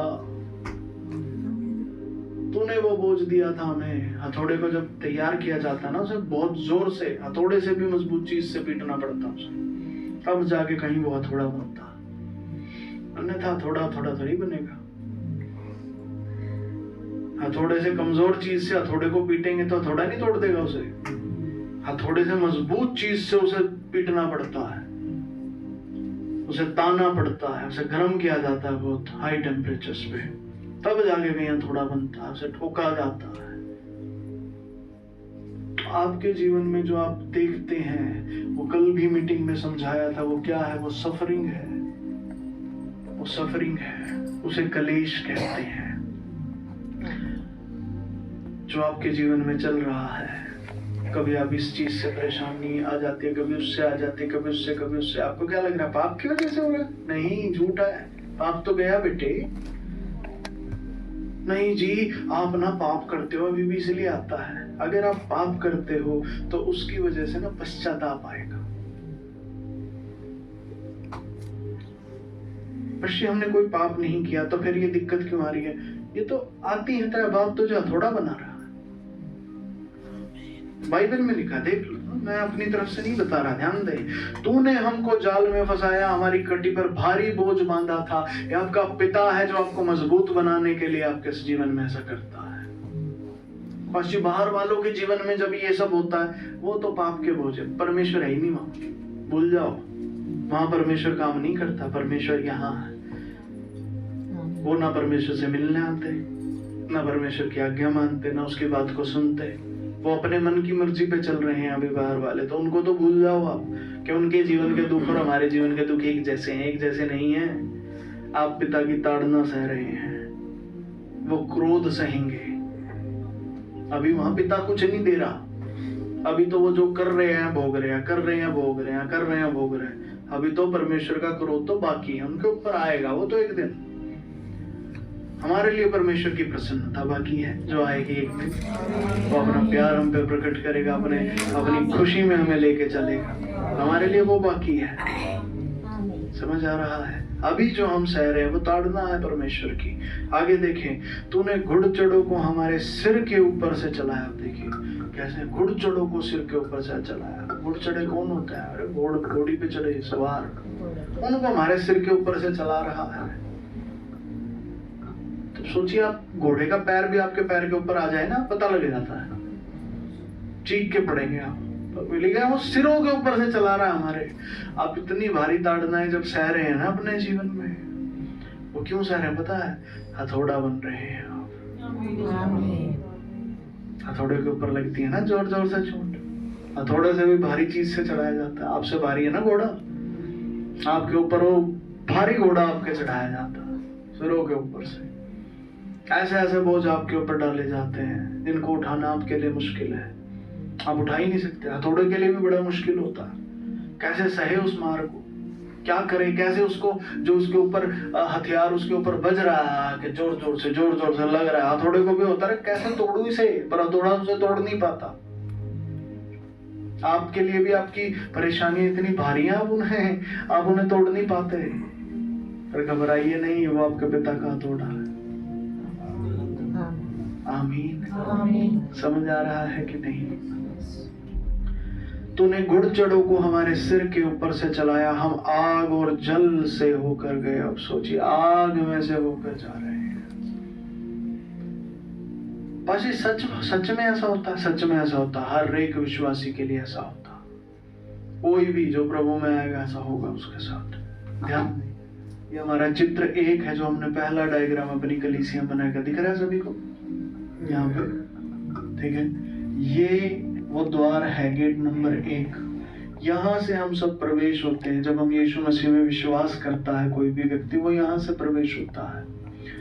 फिर उसके बाद वो जाएगा गेट नंबर 2 के पास। यहाँ अनुग्रह का सिंहासन है। जब वो व्यक्ति जो विश्वास में आया प्रार्थना करनी शुरू करता है परमेश्वर से, और परमेश्वर उसे देना शुरू करते हैं, वो ये गेट है।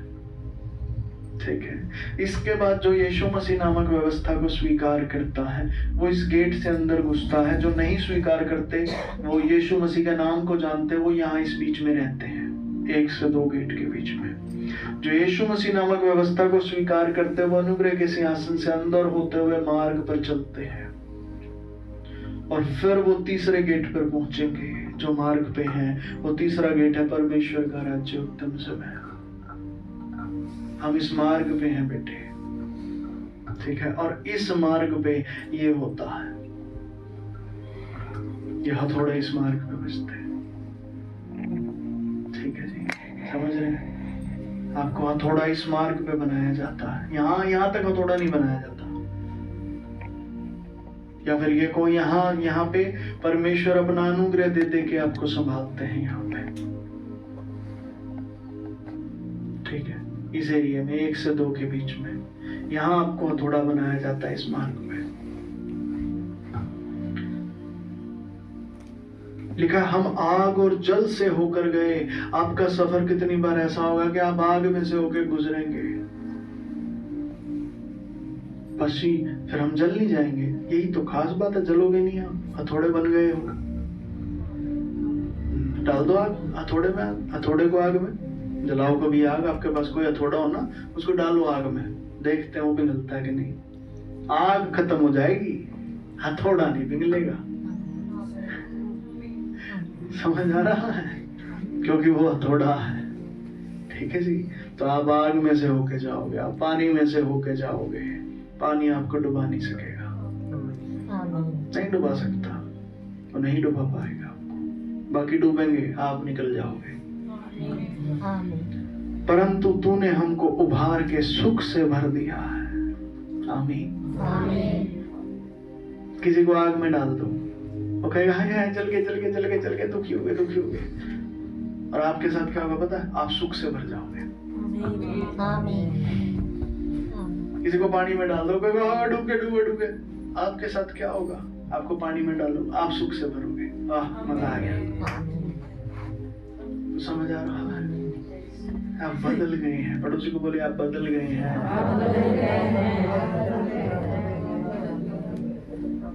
पाशी सच में मैं बदल गया, मेरे तो काम वैसे ही दिखते हैं मुझे। तू बदल गया है, तू इस बात पे विश्वास कर, तेरे काम भी बदल जाएंगे। आमीन।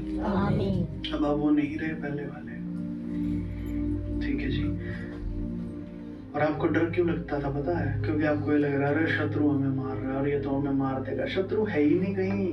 शत्रु का तेरे साथ कंपैरिजन ही नहीं। शत्रु कील है, तू हथौड़ा है। शत्रु तुझसे भागता फिर रहा है कि कहीं हथौड़ा मेरे ऊपर पड़ गया। कील डरती है हथौड़े से, क्यों? या तो वो गड़ेगी या टूटेगी। हथौड़े को हानि नहीं पहुंचेगी। इसलिए हर कील आपसे डरती है, या तो ये हमें तोड़ देगा या हमें काम में ला देगा। या तो आप उसे काम में ले आओगे अपने शत्रु को, या फिर उसे तोड़ दोगे। आमीन। हर कील आपसे डरती है। पड़ोसी को बोलो, हर कील आपसे डरती है और आप परमेश्वर से डरते हो।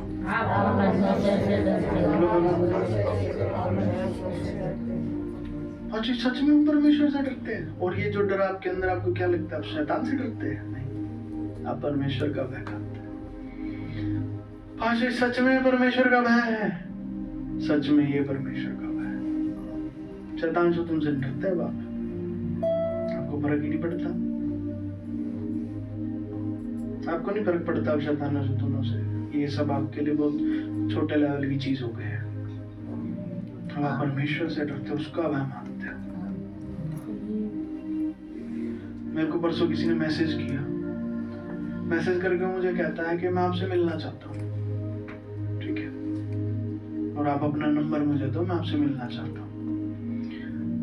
आपको पता मेरे अंदर कितना भय है, जबकि मैं चाहता हूँ कि लोग ज्यादा से ज्यादा कलीसिया में आए, लोग ज्यादा से ज्यादा बुराइयों को छोड़े और भलाई में आ जाएं, भलाई करने वाले बन जाए। मैं चाहता हूँ ये जगह जगह ये कमरा भरा है ना, कि मेरा पूरा घर भर जाए, पूरी गली भर जाए, ये पूरा मोहल्ला भरने लगे। संडे वाले दिन मैं छत पे खड़े होकर माइक लेके प्रचार करूँ, सारे जन अपनी छतों पे बैठे पाए। मैं चाहता हूँ ये ऐसा हो। पर वो एक आदमी मेरे से मिलने आ रहा है, मैं उसे रिप्लाई नहीं कर पाया अब तक। पता, परमेश्वर का भय। मैं तब से बैठा हूँ, प्रभु को जवाब देंगे तब मैं आगे जवाब दूंगा, ऐसे नहीं बोलूंगा। ये परमेश्वर का भय है हमारे अंदर, शत्रु का भय नहीं है। शत्रु से तो डरते ही नहीं हो। समझ आ रहा है कि नहीं? शत्रु से नहीं डरते हो आप, उसका भय आपके अंदर है ही नहीं है। आपके परमेश्वर का भय है, और ये बात आप जान लो। आमीन। मैं जवाब नहीं दे पाया उसका, 3 दिन से मैं वेट कर रहा हूँ। फिर प्रभु ने कल मेरे को एक बात बोली, कोई नहीं, आज की संडे की मीटिंग हो जाए, इसके बाद मैं तुझे बता दूंगा। और आज संडे की मीटिंग में मैं आके बैठा, प्रभु ने मुझे बता दिया। अब मेरे लिए इजी है। ठीक है जी, मैं उसकी बात मान लूँ। इतना भय परमेश्वर का आपके ऊपर भी बहुत है। आप जो डर महसूस करें ना, परमेश्वर का भय है। आपको दिमाग को लग सकता है वो उस फलाने आदमी का भय, फलानी औरत का भय, फलानी चीज का भय, किसी का नहीं है। आप किसी की परवाह नहीं मारते, केवल ये परमेश्वर का भय जो आपके ऊपर आ रहा है। आमीन। इसे स्वीकार कीजिए। हाँ प्रभु, आपके भय को हम स्वीकार करते। आमीन। लिखा, परंतु तूने हमको उबार के सुख से भर दिया है। ये सब सहने का फायदा क्या है? ये सब क्यों हमारे साथ हो रहा है? क्योंकि वो सुख आने जा रहा है। आमीन। पाशी, अब सुख नहीं है धरती पे, दुनिया में लोग भी तो खुश होते हैं। अब सुख और दुख साथ में है। सुख आएगा, दुख आएगा, सुख आएगा, दुख आएगा, सुख आएगा, दुख आएगा। पाशी, बाइबल में लिखा है, सबोपदेशक की पुस्तक में लिखा है, परमेश्वर तूने सुख को और दुख को साथ में रखा ताकि कोई भी अपने आने वाले समय को देख ना पाए। वो क्या आएगा, इस संसार में होता है। हमारे लिए क्या होगा पाशी? हमारे लिए वो दुख वाला हिस्सा कट जाएगा। जो भी हम पे बरस रहे हैं ना, ये ऊपर से हमें हथौड़ा बनाया जा रहा है, ये गुड़चड़े हमारे ऊपर से जा रहे हैं, आग और जल में से हम होके जा रहे हैं, ये हमारे दुख को हटा रहे हैं। लिखा, अपनी देह में से दुख दूर कर, दुख दूर कर, जाने दे उसको पाए, मत पकड़े रहे उससे, उसे जाने दे। जैसे आप अपनी देह से दुख जाने दोगे ना, मैं आपको कहता हूँ आपको सुख की अनुभूति होने लगेगी। जाने दो उसे। वो थोड़े उस दुख को ही जो आपके ऊपर पड़ रहे हैं ना, उस दुख को ही आपसे दूर कर रहे हैं, निकाल रहे हैं उस दुख को आपके अंदर से। उस लोहे को जिसे पीटा जाता है, पीटा पीटा पीटा पीटा पीटा जाता है, पता क्या करते हैं उसके अंदर? उसके जो मॉलिक्यूल्स होते हैं, उन मॉलिक्यूल्स के बीच में ना हवा होती है, गैप होता है, वैक्यूम होता है। उसे पीट पीट के वो हवा निकाल दी जाती है। वो खोखलापन उसके अंदर से निकाल दिया जाता है, वो थोथापन उसके अंदर से हटा दिया जाता है। आपके साथ वही किया जा रहा है। वो खोखलापन, वो थोथापन हटाया जा रहा है। वो दुख, वो खोखलापन, वो थोथापन, वो दुख है, वो निकाला जा रहा है। निकलने दो उसे, पकड़े मत रहो अपने दुखों को। जाने दो दुखों को अपने से दूर। हालेलुया। एक बहन हमारे वो गवाही देते हैं कि उनके साथ शुरुआत से ही ऐसे था कि उनके घर वाले कभी बाहर चले जाते, जब तक वो वापस लौट के नहीं आते वो डरी रहती थी, डरी रहती थी, बार बार फोन मिलाती रहती थी। उन्होंने बताया कि मसीह में आने के बाद उनकी ये चीज छूट गई, पता नहीं कहाँ गई। अब वो डरते ही नहीं है, घबराते ही नहीं। हाल चाल के लिए कर लेते होंगे कभी फोन किसी को जो कहीं बाहर गए हैं, हाँ जी भाई कहाँ हो, कैसे हो, ठीक हो, कब तक आ जाओगे, और वैसे वाला डर खत्म हो गया उनके अंदर का। आप भी जाने दो ना, उस थोथेपन को जाने दो, उस दुख को जाने दो जिसको हम पकड़े रहते हैं। अरे हम भी दुनिया जैसी है, दुनिया को तकलीफ होती है, हमें भी होती है, तुम्हें नहीं होती भाई, तुम थोड़े हो। बोलो पड़ोसी को, तुम थोड़े हो, तुम्हें नहीं होती वैसे तकलीफ। हालेलुया। समझ आ रहा है कि नहीं? Hallelujah, hallelujah. पास्टर जी, अगर हम दुनिया के जैसे नहीं बनेंगे फिर दुनिया वाले हमसे प्यार कैसे करेंगे? वो तो अब भी नहीं करते आपसे प्यार, वो तो अब भी नहीं करते। तो किस प्यार के बाट में बैठा? जो प्यार परमेश्वर ने तेरे लिए रखा उसको ले लेना चल के। समझ आ रहा है कुछ? इस प्यार को तेरे लिए तेरे पिता ने रखा, उसको ले चल के, उसके साथ चल, उसके पास बैठ। पाशी सच में देगा परमेश्वर, हमें इतना दुख मिल रहा है अभी तो अरे लिखा है, अगर नहीं लिखा होता रिटर्न में दे रखा है परमेश्वर ने, तो लिख के रिटर्न लिख के दे रखा है। देखो क्या लिखा है, परंतु तूने हमको उबार के सुख से भर दिया है। आमीन। वो सुख आना ही आना है बेटे। पड़ोसी को बोले सुख आपके जीवन में आना ही आना।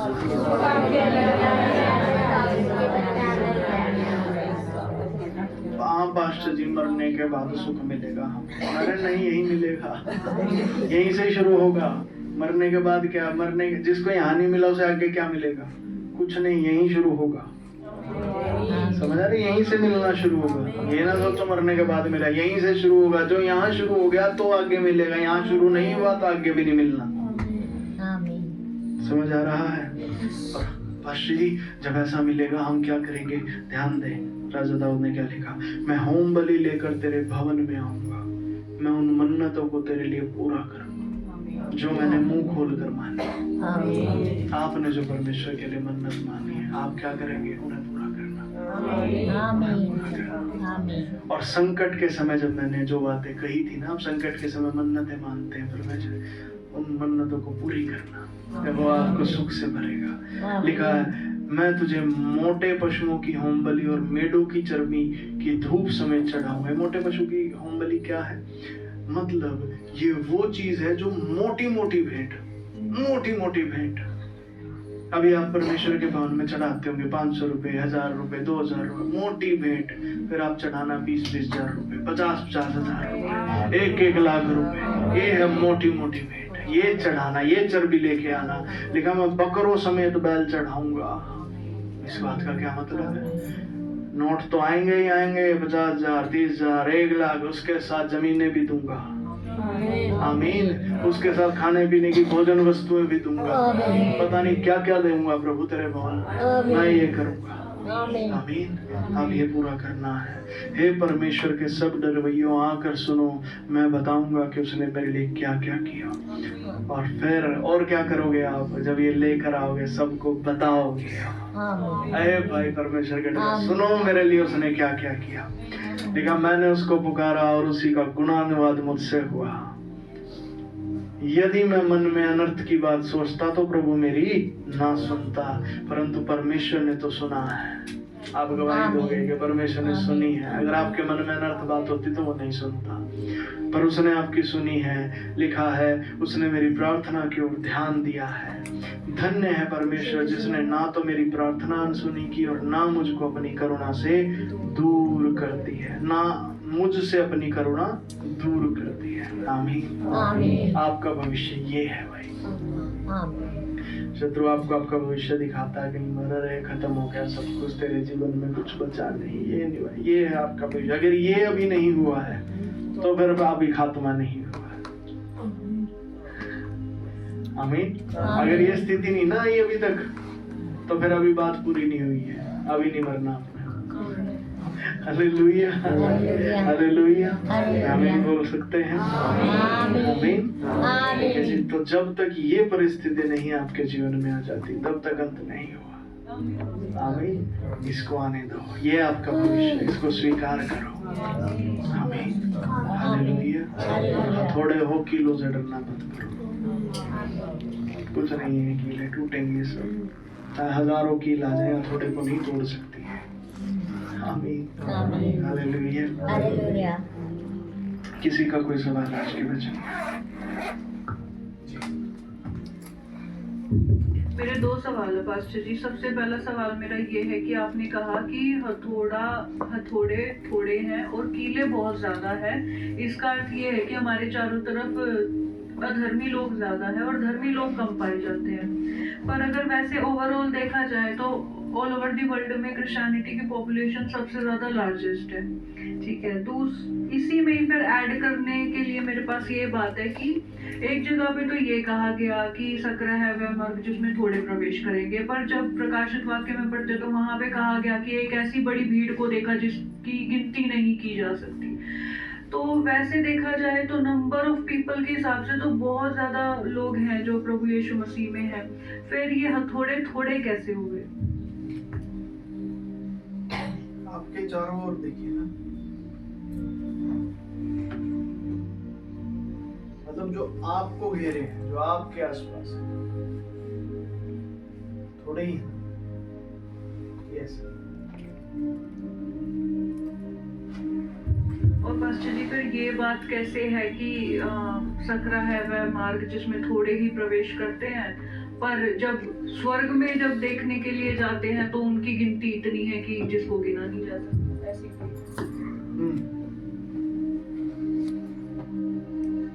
तो आप ये जो सकरा जो मार्ग है वो ये है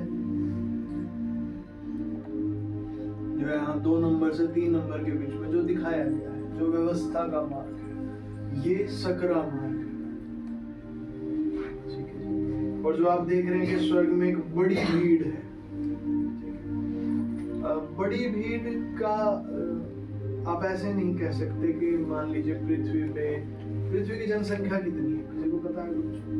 टोटल कुल जनसंख्या पूरी पृथ्वी पे कितने लोग हैं? कोई आइडिया? 1.25 लाख करोड़। 1140 के आसपास हो। 1.25 लाख करोड़। 1.25 लाख करोड़। ठीक है। तो जो 1.25 लाख करोड़ है, अब आप अगर कहेंगे कि 1.25 लाख करोड़ बहुत बड़ी भीड़ है, अब अगर 1.25 लाख से आप 1 लाख करोड़ कहें, ये भी बड़ी भीड़ है। ठीक है। आप 50 करोड़ कहें, 50 लाख करोड़ कहें, ये भी बड़ी भीड़ है।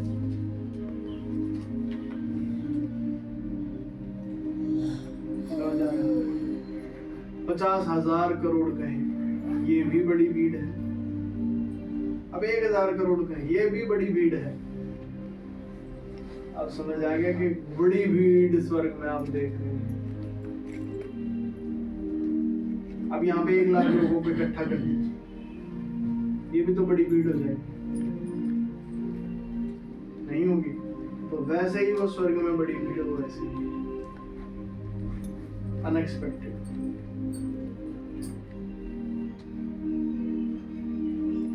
दूसरा सवाल पास्टर जी मेरा ये है कि यहाँ पे जैसे सफरिंग के बारे में बताया कि हमारे जीवन में जो दुख और कलेश इस तरीके से आते हैं वो हमें हथौड़ा बनाते हैं, पर एक जगह पे वचन में ऐसा लिखा है कि कोई भी दुख तेरे डेरे के निकट नहीं आएगा। तो फिर वो क्या बात है? वो किस क्षेत्र के लिए वो बात है? वो अन्य जाति वाले क्षेत्र के लिए, जो मैंने कहा कि जो अन्य जाति लोग, जो बाहर के जो लोग हैं, जो यीशु मसीह को नहीं जानते, जो परमेश्वर के निकट नहीं है, उनके जीवन में भी दुख आते हैं ना। उस तरह का कोई दुख आपके पास नहीं है। आपको कमजोर करने के लिए, आपको हराने के लिए, आपको खत्म करने के लिए वो नहीं है। आपके तो जितनी ताड़ना वो पिता ही करता है, परमेश्वर ही करता है। ठीक है जी, उस तरह का कोई दुख आपके निकट नहीं आएगा। वो दुख वो दुख जब किसी के जीवन में आते हैं ना, वो उसे मजबूत नहीं करते हैं, वो दुख उसे कमजोर करते हैं, उसे खत्म करते हैं, उसे अधोलोकीय बनाते हैं, उसकी आशीषों को छीनते हैं।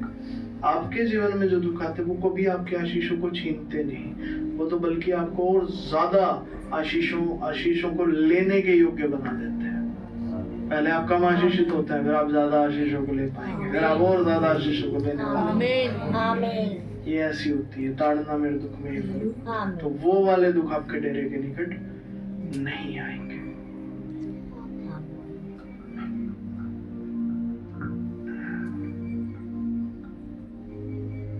और कोई बात?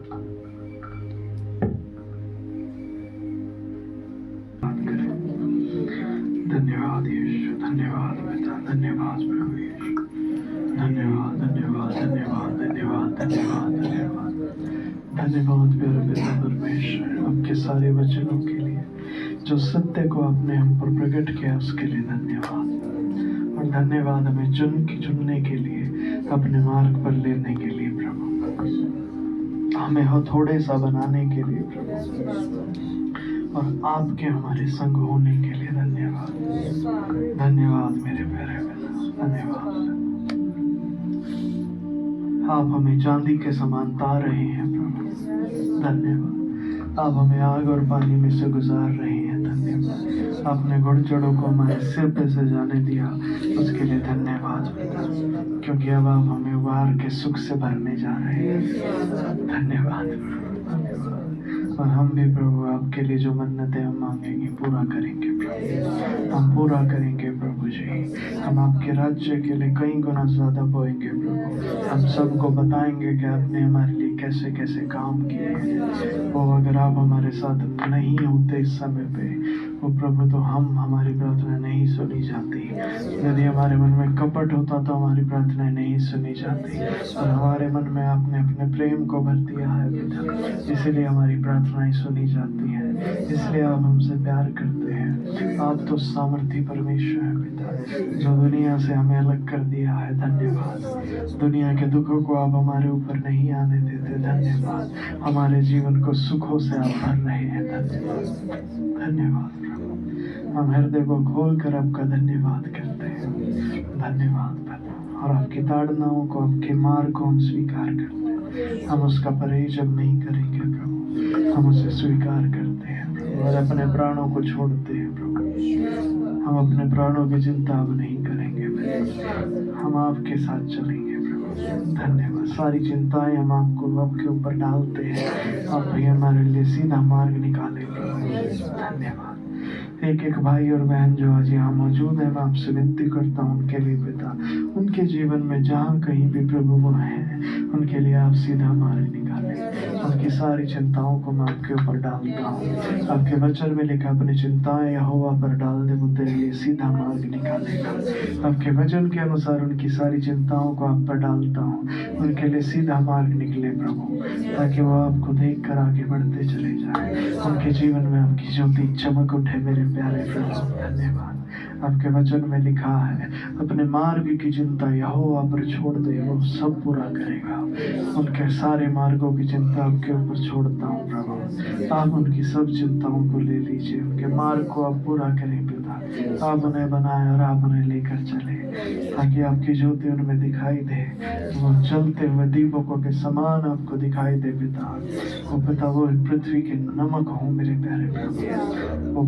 वो हथौड़े बनकर तैयार है प्रभु, जो सब कीलों को ठोकने के लिए तैयार है प्रभु जी। उन्हें इस्तेमाल करें, उनका इस्तेमाल करें प्रभु जी, इन कीलों को ठोकने के लिए, इन्हें उपयोग में लाने के लिए आप उन्हें इस्तेमाल करें, ताकि वो इस दुनिया में राज करना शुरू करें। उनका राज्य यहाँ पर आने लगे, आपका राज्य उनके द्वारा स्थापित होने लगे प्रभु। आपका अभिषेक उनके ऊपर उंडेल दिया जाए, आपकी वो सामर्थ्य उन्हें ऊपर उंडेल दी जाए।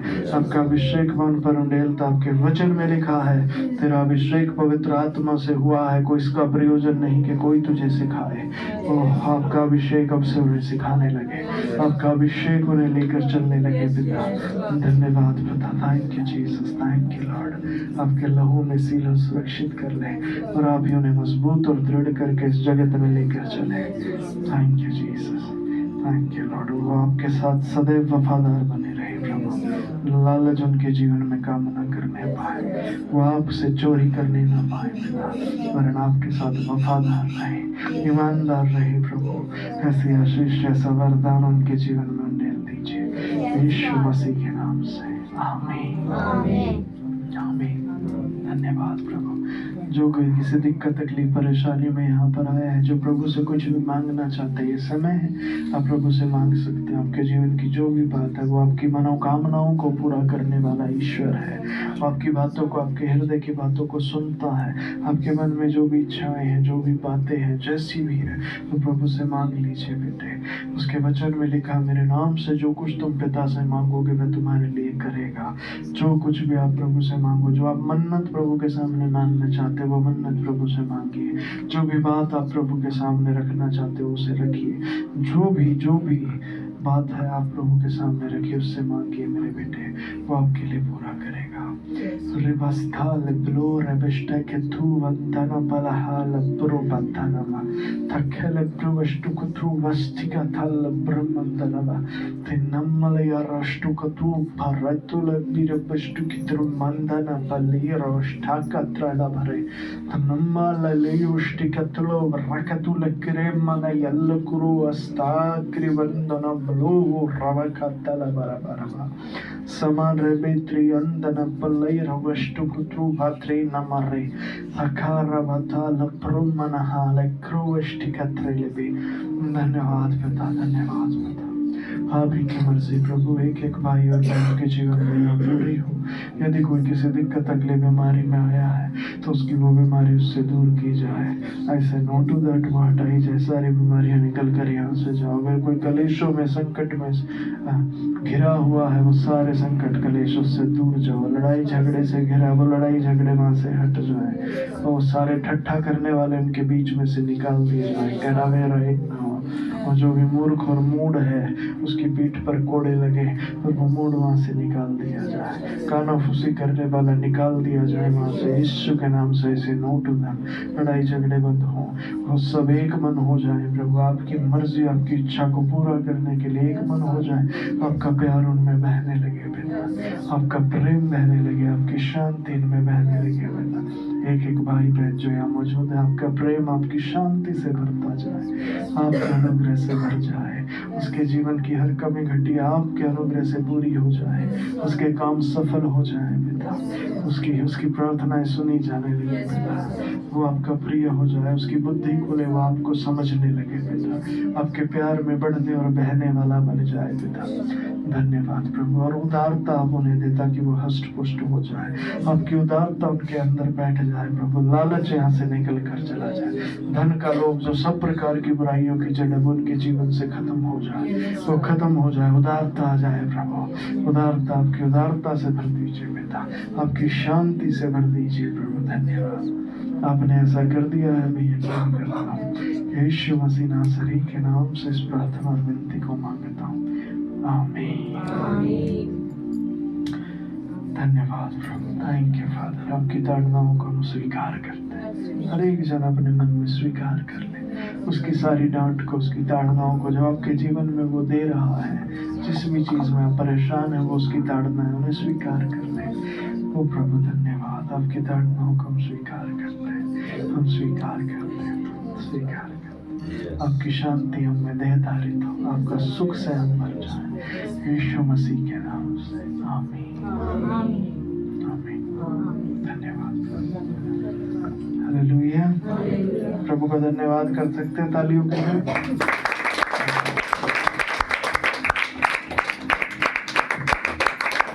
यह समय है प्रभु की प्रतिष्ठा करने का, उसके भवन में बोलने का। हम एक धन्यवाद का भजन बैन सुरजीत के साथ गाएंगे और अपनी भेंट उसके भवन में अर्पित करेंगे।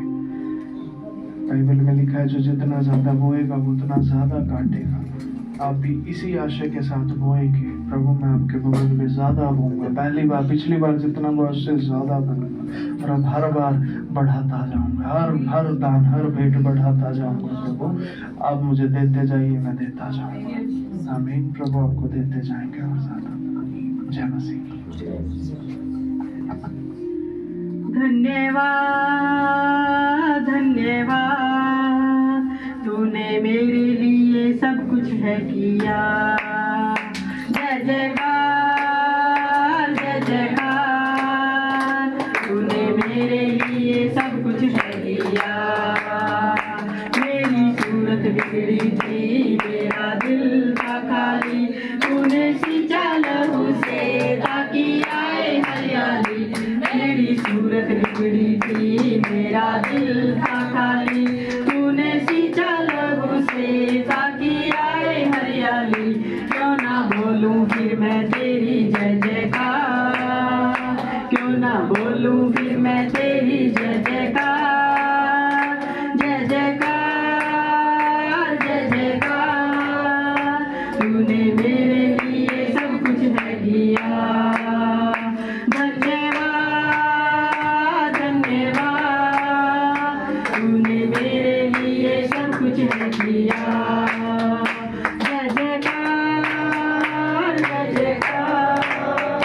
तूने मेरे लिए सब कुछ है किया, अपनी रूह से भर दिया, अपनी शक्ति मुझको दी, ताकि तुम्हें गवाही तेरे जीवन की।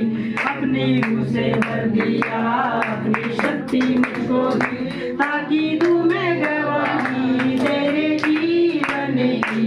क्यों ना बोलूं फिर मैं तेरी जय जयकार, क्यों ना बोलूं फिर मैं तेरी जय जयकार, जय जयकार, जय जयकार। तूने मेरे लिए सब कुछ है किया, धन्यवाद धन्यवाद। तूने मेरे लिए सब कुछ है किया, धन्यवाद धन्यवाद। तूने मेरे लिए सब कुछ है किया, जय जयकार, जय जयकार। तूने मेरे लिए सब कुछ है किया, धन्यवाद धन्यवाद। तूने मेरे लिए सब कुछ है किया, तूने मेरे लिए सब कुछ है किया, तूने मेरे लिए सब कुछ है किया।